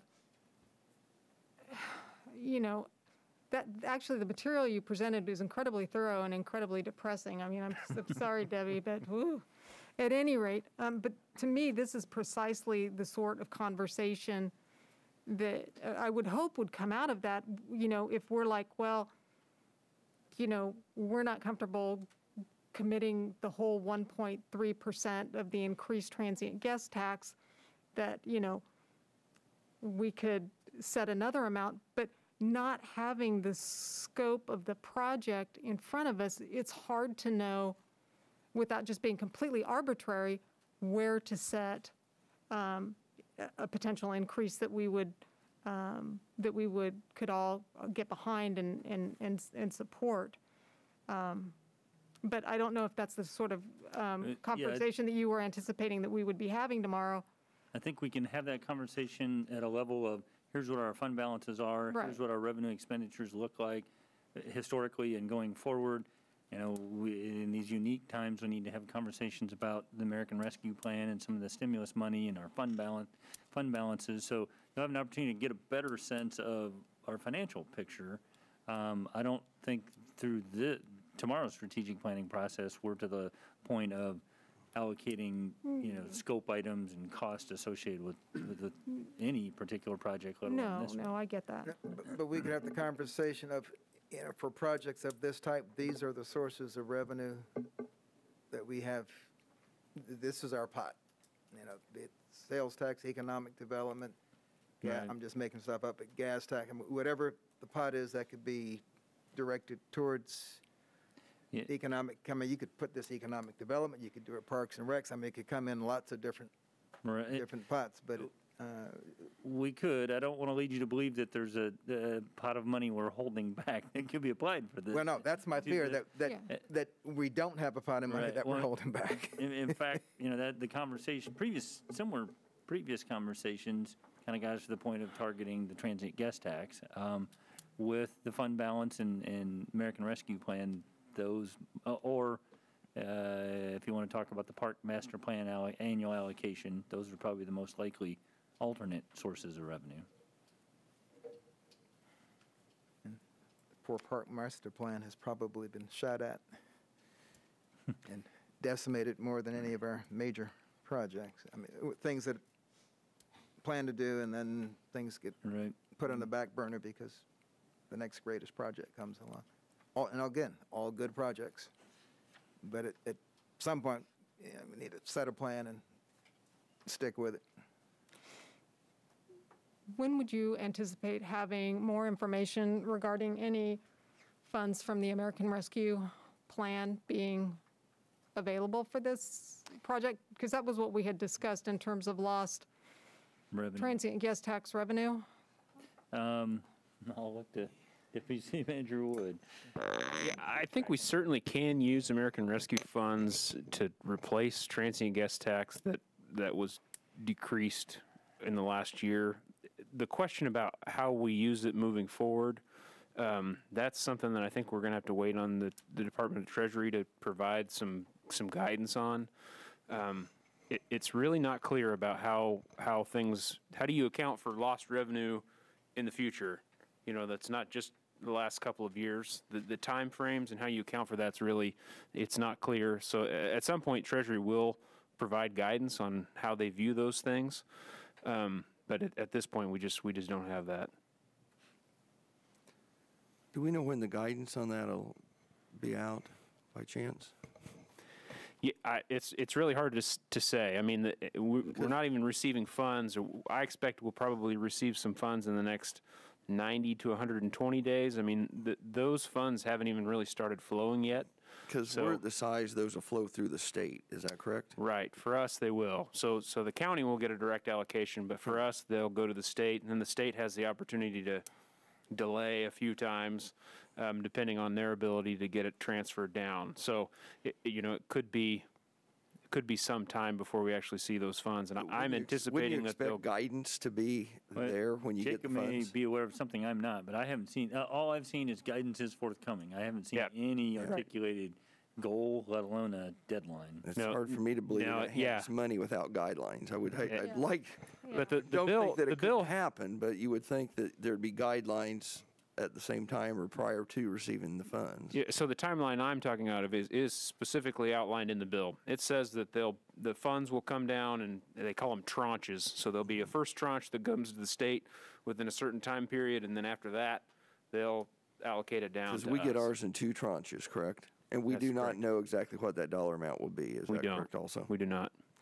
But they'll have to establish some kind of guidance, won't they, before they release the first tranche, right? I mean, because you can, You would think. you would think, I mean, you can give us money, but I would think it'd be very difficult to retroactively Well, say, oh, by the way, what you used it Right, for. so that's the concern, is Yeah. that we allocate this money in a way that's inappropriate, but we don't know it's inappropriate until Right. it's already gone. And so that's why we have to be really careful about how we look at it and our interpretation of the bill. And if you put the cart before the horse, I think somebody said earlier, that could cause issues later on down the road. But it's so new and there's so much money flowing, I think it's going to be a little bit of time before we get too much clarity on what that looks like. And the discussions I've been involved with so far, which have been a while ago now, cautioned against getting too far ahead, that Department of Treasury will review the expenditures and opine on them, and so you could run the risk of them, after you've spent it, concluding that they don't agree with it.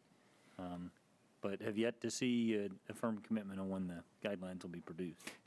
I mean, the good thing is that we do have an extended period of time to expend the money. I mean, it doesn't have to be spent until, I think it's December 21st of 2024. So there's plenty of time to figure out how we'll allocate it. But And I it's read that one. maybe not timely for this project. 2024 to spend it. Does that mean you can look at losses from 2019 to 2024, or is it? That's a great question. That's something that we certainly would like to know. We ask good just don't know. questions. This commission asks really good questions. And just to be clear, it's not only loss-oriented. There are eligible expenditures Right. beyond just loss recovery. Well, and I know we received a letter about, some of the money that's coming out for the infrastructure, and is some of that available for the river project or other things too? Right. So Right. there's going to be a lot of research to be done yet. But, So that would be basically a one-time payment of sorts that we would use to buy down the amount of investments that we'd have to borrow less. Correct. Yeah, my whole thought was, if some of those funds are available, you're reducing the amount of debt that you're having to go out and get. And of course, I was calculating at 4%. If we could get rates like we have now, of course, that project's out of ways. But you would, hopefully be able to drop that transient guest tax, to 7 3/4 or something, or 7 1/2. I don't know.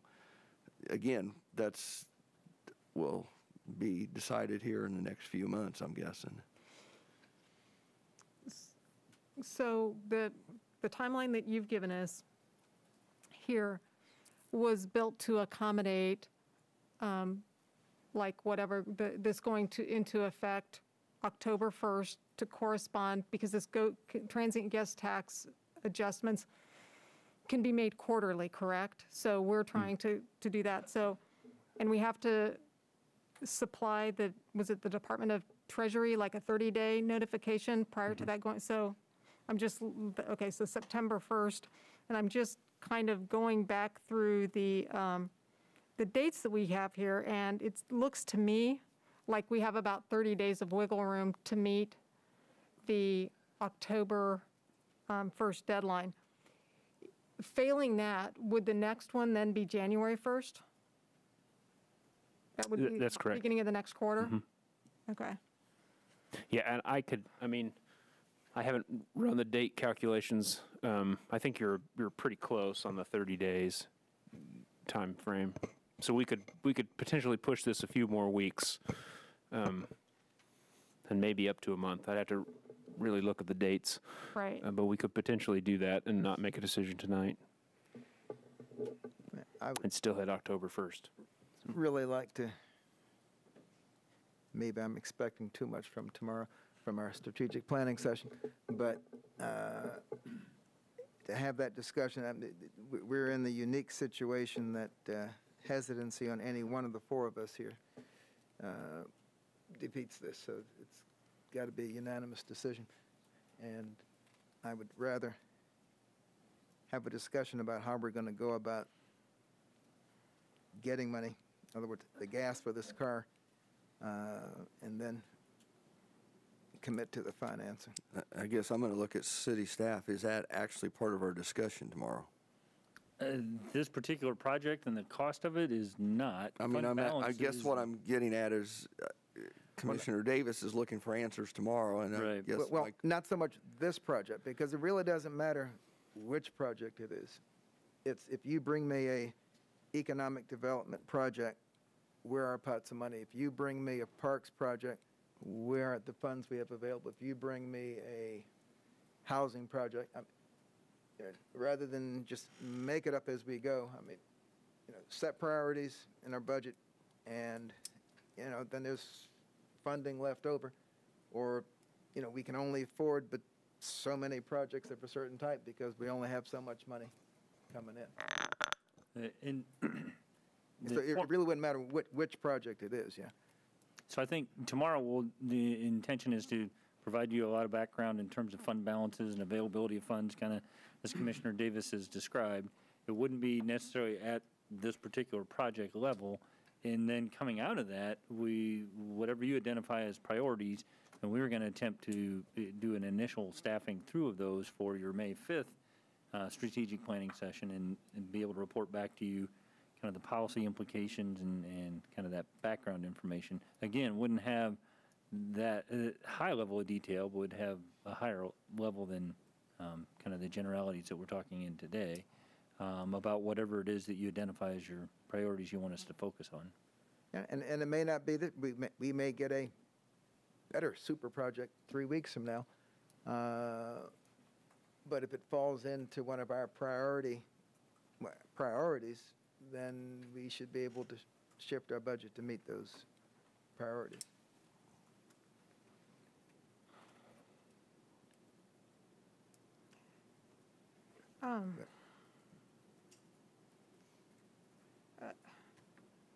Our second strategic planning is like May 5th, right? Correct. Yes, when? May 5th. And obviously today's the 12th. So I feel like that fits in with our 30 days, and whether or not we discuss this specific project, something that I just keep returning to is I feel like we need to know more exactly what we need to see from this. And in terms of looking at all the other projects that we have out there, I think we need to affirm where we're going to take this money, where we're going to secure it, and if we are going to be able to develop some sort of escrow account to try to put money back so that we aren't in the same position in another 10 or 15 years. I'll be honest. I'm kind of struggling with this. I support the project. I want to see the project happen. I think that the transient guest tax is a logical portion of that funding, but with the unknowns, I'm struggling a little bit, and so I'm looking to both of y'all to. I'm just, like I said, I'm struggling a little bit with this. Well, there's a lot of bright folks out in the audience. Maybe one of them has a great idea. All right. Are there any members of the public that would like to comment on this issue and provide a solution to our budgetary shortfalls? Please step right forward if that's the case. Yeah, I guess I'm somewhat confused is that we were last year in support of this, knowing that these were issues that we were going to be dealing with at some time, and now all of a sudden we seem to be in panic mode. Well, that's it, the word sometime, because we asked repeatedly, where's the money from the escrow fund? Well, we'll have fees. Can't imagine you're going to charge that much out there to rack up extra $350, even $300,000 a year that we can just put aside for field escrow. But it's an issue that's been swept under the rug that's just never been settled. I mean, I guess one other option is that after 10 years, that money would be generated to pay off the project in 10 years? Was it 10 or 15? Well, the numbers are moving around as you change the percentage, but the numbers that were provided to you previously 15, 20. assumed the 8%, and I think it gave you a 10-year and a 15-year scenario. 15 and 20. I'm sorry. Yeah, I calculated mine on a 10 and a 15. Yeah, I mean, you know, if the infrastructure is paid off, you know, the basic stuff we would do now is paid off in 10 years, and we're used to paying that money, you know, that money can then, on year 11, be used to pay the debt for the And it field should be replacement. significantly less, because Right. you're not having to pay for the, installing the turf will be considerably more because of the underlayment and all that. Also, you're not going to be the bathrooms and the concession stands, and I don't have my numbers in front of me, but you're probably $1 million plus on those. So you're going to be financing considerably less in 10 years than you would be at the initial On year time. one. Unless there's an underground river coming down the runway, which Well, Sucks that right, but- most of this is at Bill Burke and maybe one premium field at East Crawford, I believe. The scope of this, and again, when we look at replacement costs, and this is one thing we have to talk about, the 2 softball fields have been done at South High. In my mind, those no longer become our responsibility. So I think we just took 2 fields off our future maintenance requirements.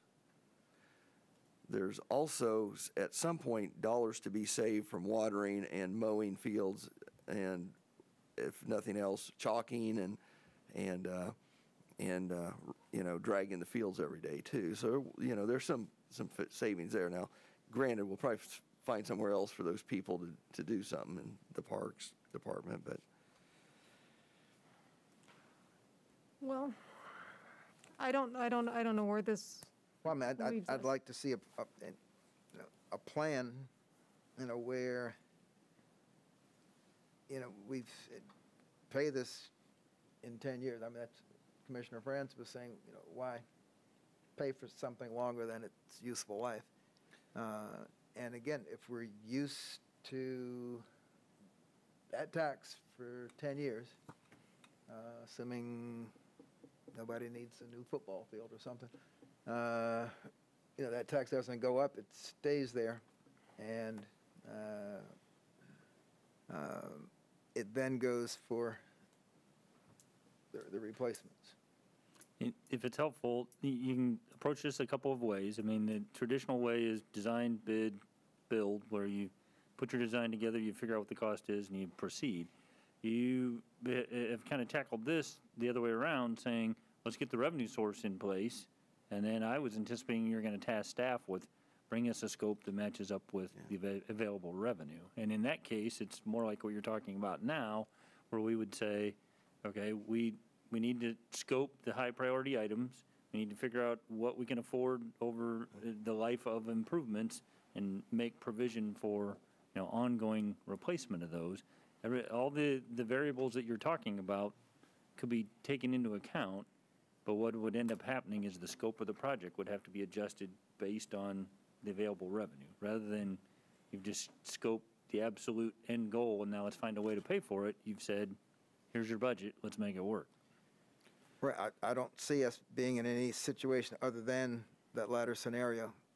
Here's your budget, get as much out of it as you can. I think that was the premise that started us down the path of let's get this in place. And it's hard to tell, but this project was done for the fact that, you know, if we're going to, you know, we've talked about how the hoteliers and those have been hurt. if this project doesn't go forward, I firmly believe we'll see a significant reduction in tournaments that come to our community, and you will see a drop in income for the hoteliers. Because I believe. But at the end of the day, we own those fields and we have to take care of them and replace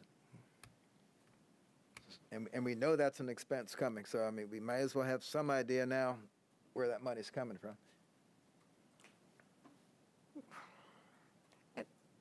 And it could be the same money that we use to build. And I'd say city staff has always done a good job of massaging the numbers, expanding, shrinking a project, and generally what we've ended up with has always been a really good project. I mean, we made compromises on the field house and on the police training facility, and I don't think anybody visiting either of those facilities right now would say, wow, they scrimped here, they scrimped there. I mean, they're good-looking projects. Okay, so. Yeah, I'd like, I mean, we need to move forward. I don't know to make a motion, or Right, are and we, that- I guess, are we gonna, are we wanting to put this off till after May 5th? I mean, I'm kind of confused right now as to where we're at. I agree. And I mean, I'm obviously sensing some hesitancy on the part of Commissioner France and to some extent myself. And obviously, in order to get this passed, we need to have a unanimous vote on this charter ordinance. I think one of the things that's standing out to me is if we knew that we were going to need 8% and that was going to cover what we needed to do, I think I would be in a better place to go ahead and say, okay, let's either do this or let's not do this. But I think that, I think that, if we were to pass this tonight, we should just assume that we're going to be doing it for 8%. I mean, I wouldn't see us ever backing off that number if we've already made the commitment to that. And I'm thinking maybe we need to have a chance to review what Baseball Enterprises has presented to us and take a look at, the scope of work and what we're going to be getting for our investment and whether or not there's going to be any federal funding that we're going to be able to use for this, or if it's all going to be on the back of the transient guest tax, and if we're okay with that. But I'm not seeing that we're going to, come to a positive conclusion tonight. Is what I'm saying is if we're going to get this the charter ordinance amended.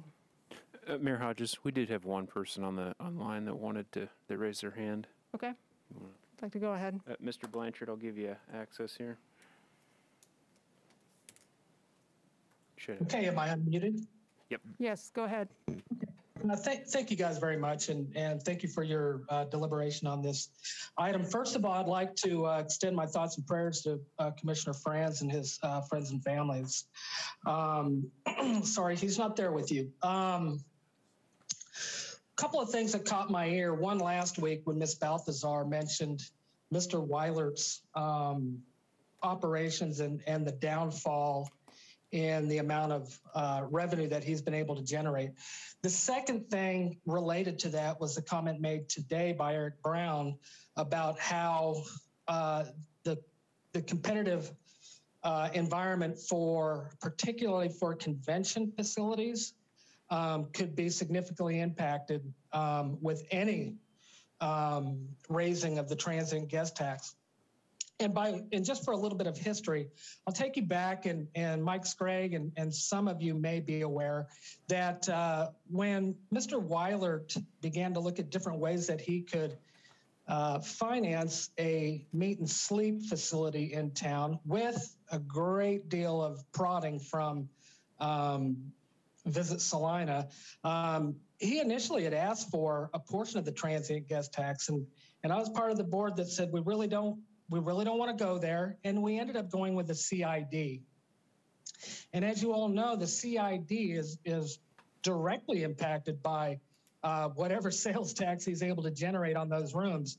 So I think this would be sort of a double whammy on those 3 hotels that comprise that CID.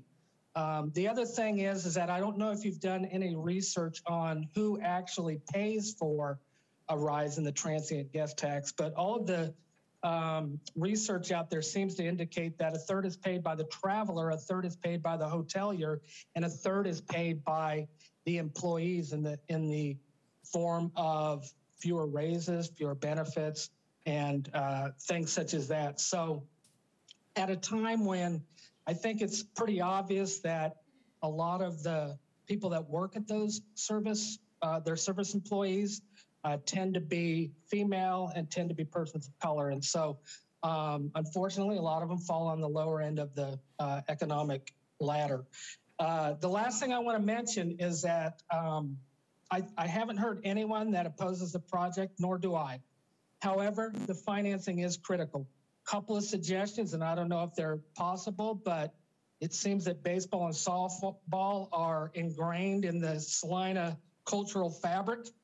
And so is it possible to use any CARM funds that are already collected in the transient guest tax for that?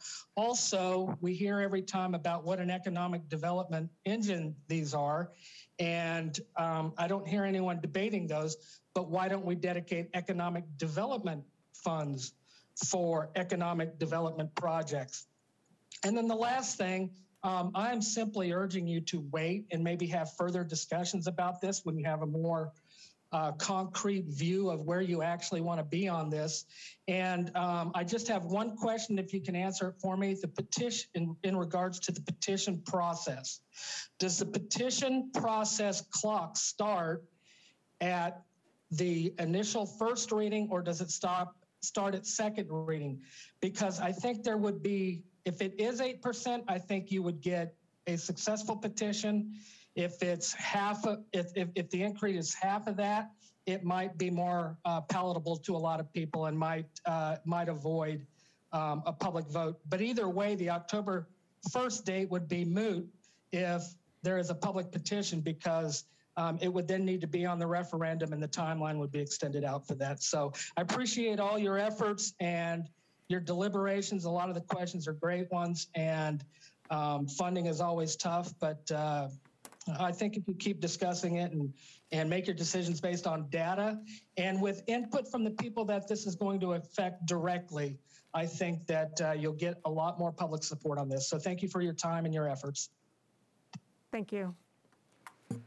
In regard to the CARM fund, that's dedicated for marketing for TPEC? Or is that, no, that's the...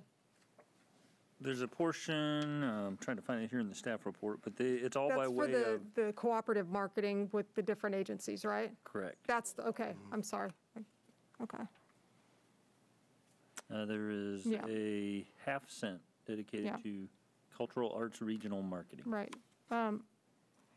And in terms of our economic development fund, aren't we, the last I remember, aren't we depleting that more quickly than we are replenishing it? Well, yes, we maintain a balance that's available as an economic development incentive for prospects, and so the most recent commitments that we've made have basically expended that fund. Over time, we should be able to regain a balance, but it's all spoken for at the moment. Yeah, off the top of your head, have a rough idea of at what rate it replenishes per year? I don't know about the top of my head. Okay.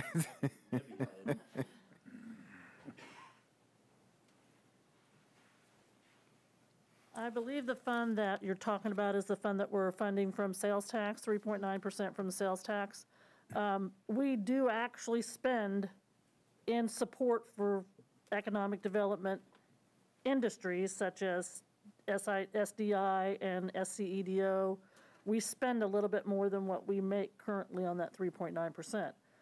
It's not much, but we do deplete that a little bit. We do have a fund balance in there now, but I think it's basically the same as anybody else. We decreased our expenses in 2020 due to COVID, and we we recognize that that revenue. That's what I'm remembering, but that's not always right either. Thank you. Thank you. Well, to move this along, because we've kind of discussed this to death.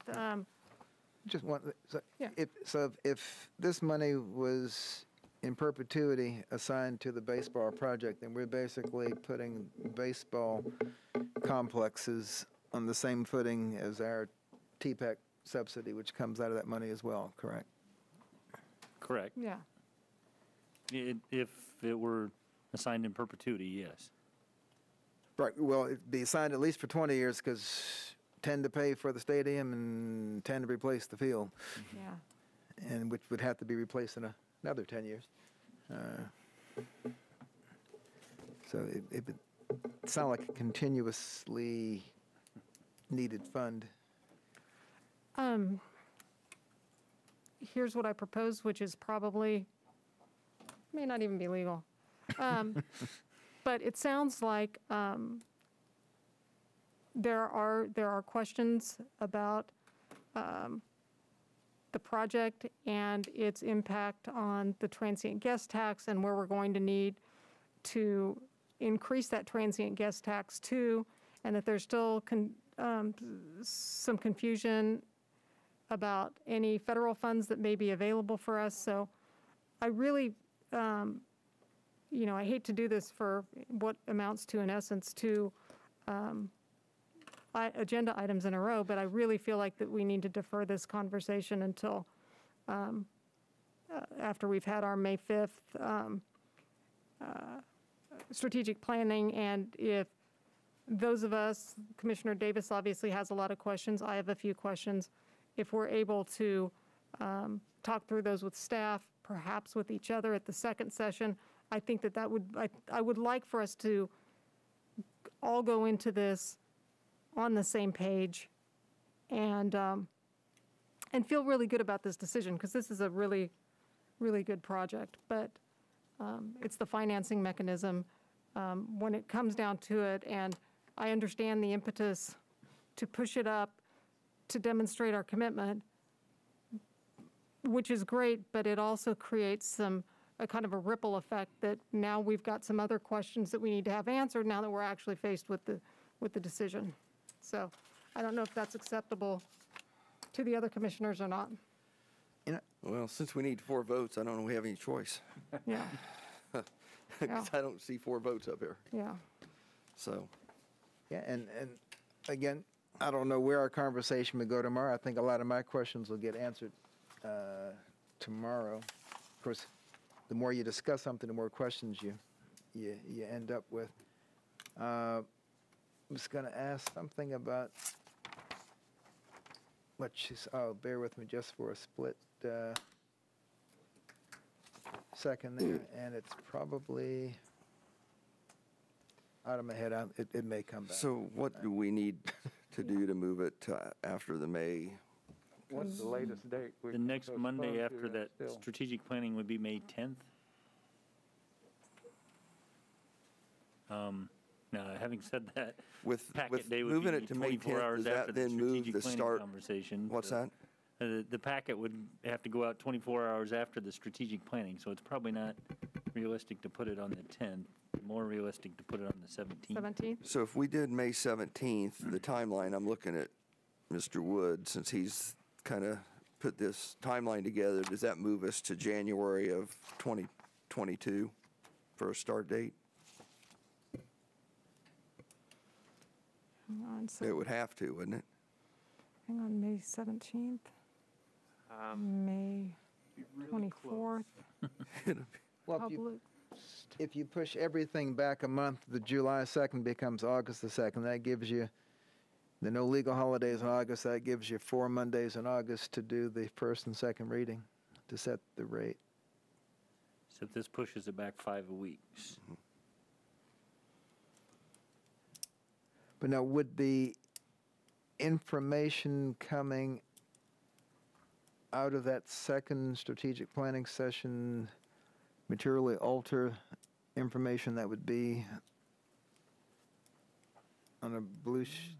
We could certainly prepare it for the 10th, and you could act or choose not to act based on what we know at that point, I guess.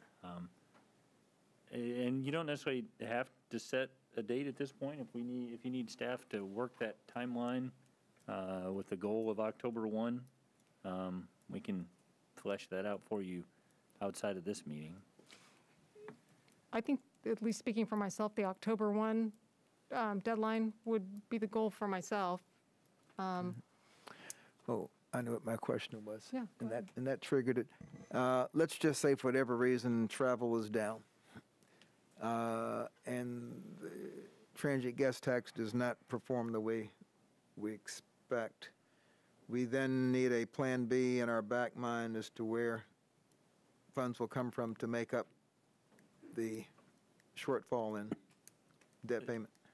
Assuming that we have debt financed based on the anticipated transient guest tax revenue, then yes. If we see that downturn at a different time and we can adjust and adapt to it, we may not need to. But if we've issued debt based on the transient guest tax revenue and that declines, then yes, we'd still have the debt obligation we'd have to pay. Okay. All right, so we're going to have staff get the information in terms of what is the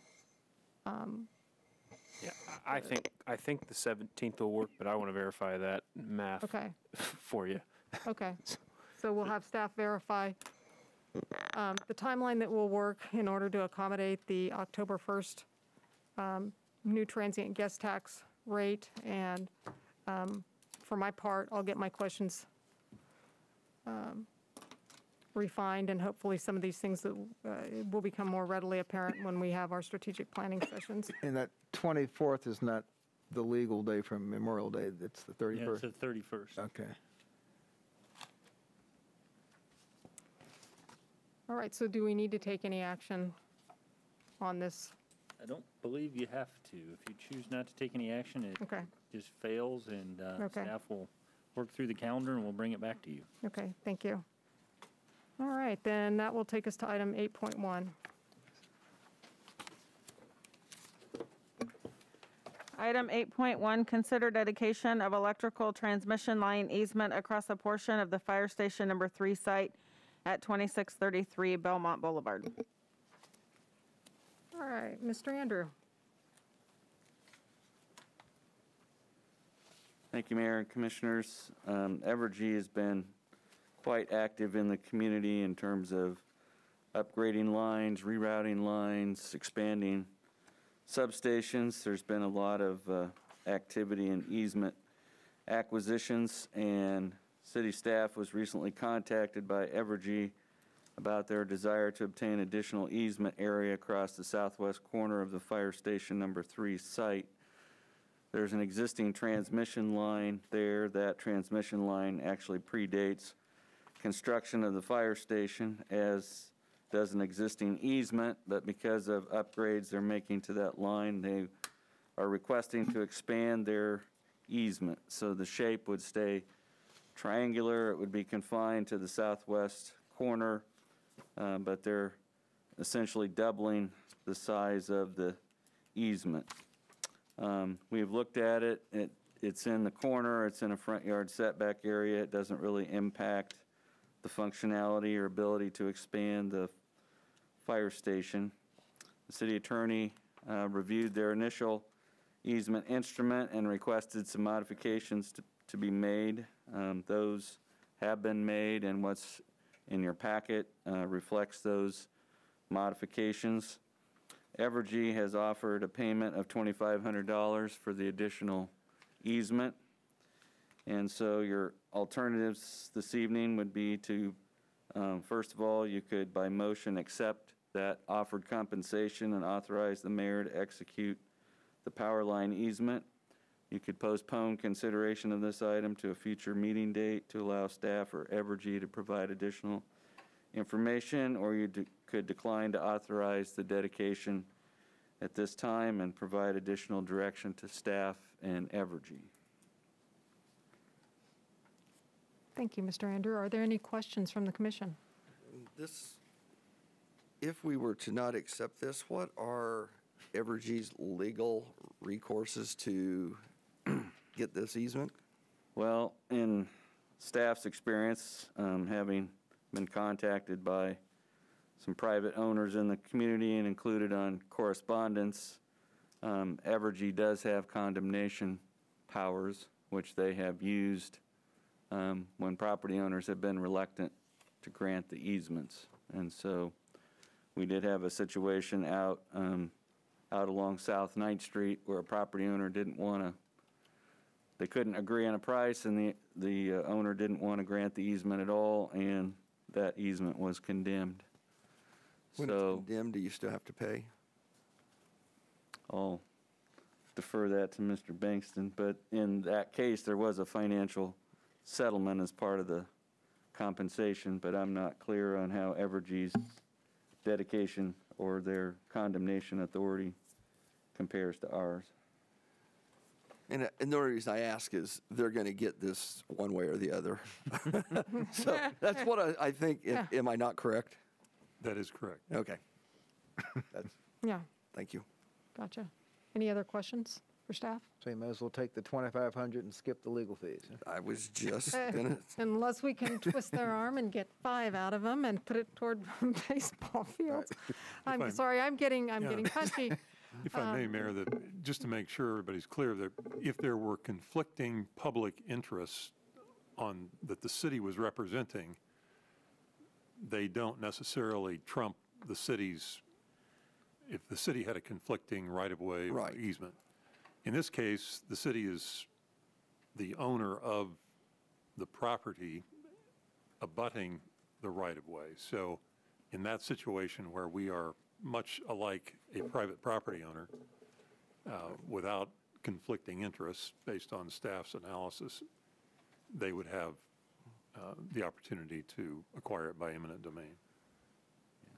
And so I know Mr. Wood was contacted by some property owners on Highland south of here who'd been contacted by Evergy and wondering what their rights and abilities were, and the city is somewhat limited. I mean, if they want the easement, eventually they're going to get it somehow. And so in this case, after reviewing it, we didn't see any reason why granting their request here would cause any harm to the fire station. Are there any questions or comments from the public? No? Okay, with that. All right. Mayor Hodges, I move we accept the offered compensation of $2,500 and authorize the mayor to execute a power line easement granting additional easement across the southwest corner of Fire Station Number 3 property. Second. We have a motion and a second to grant the electrical transmission line easement and accept the offered compensation of $2,500.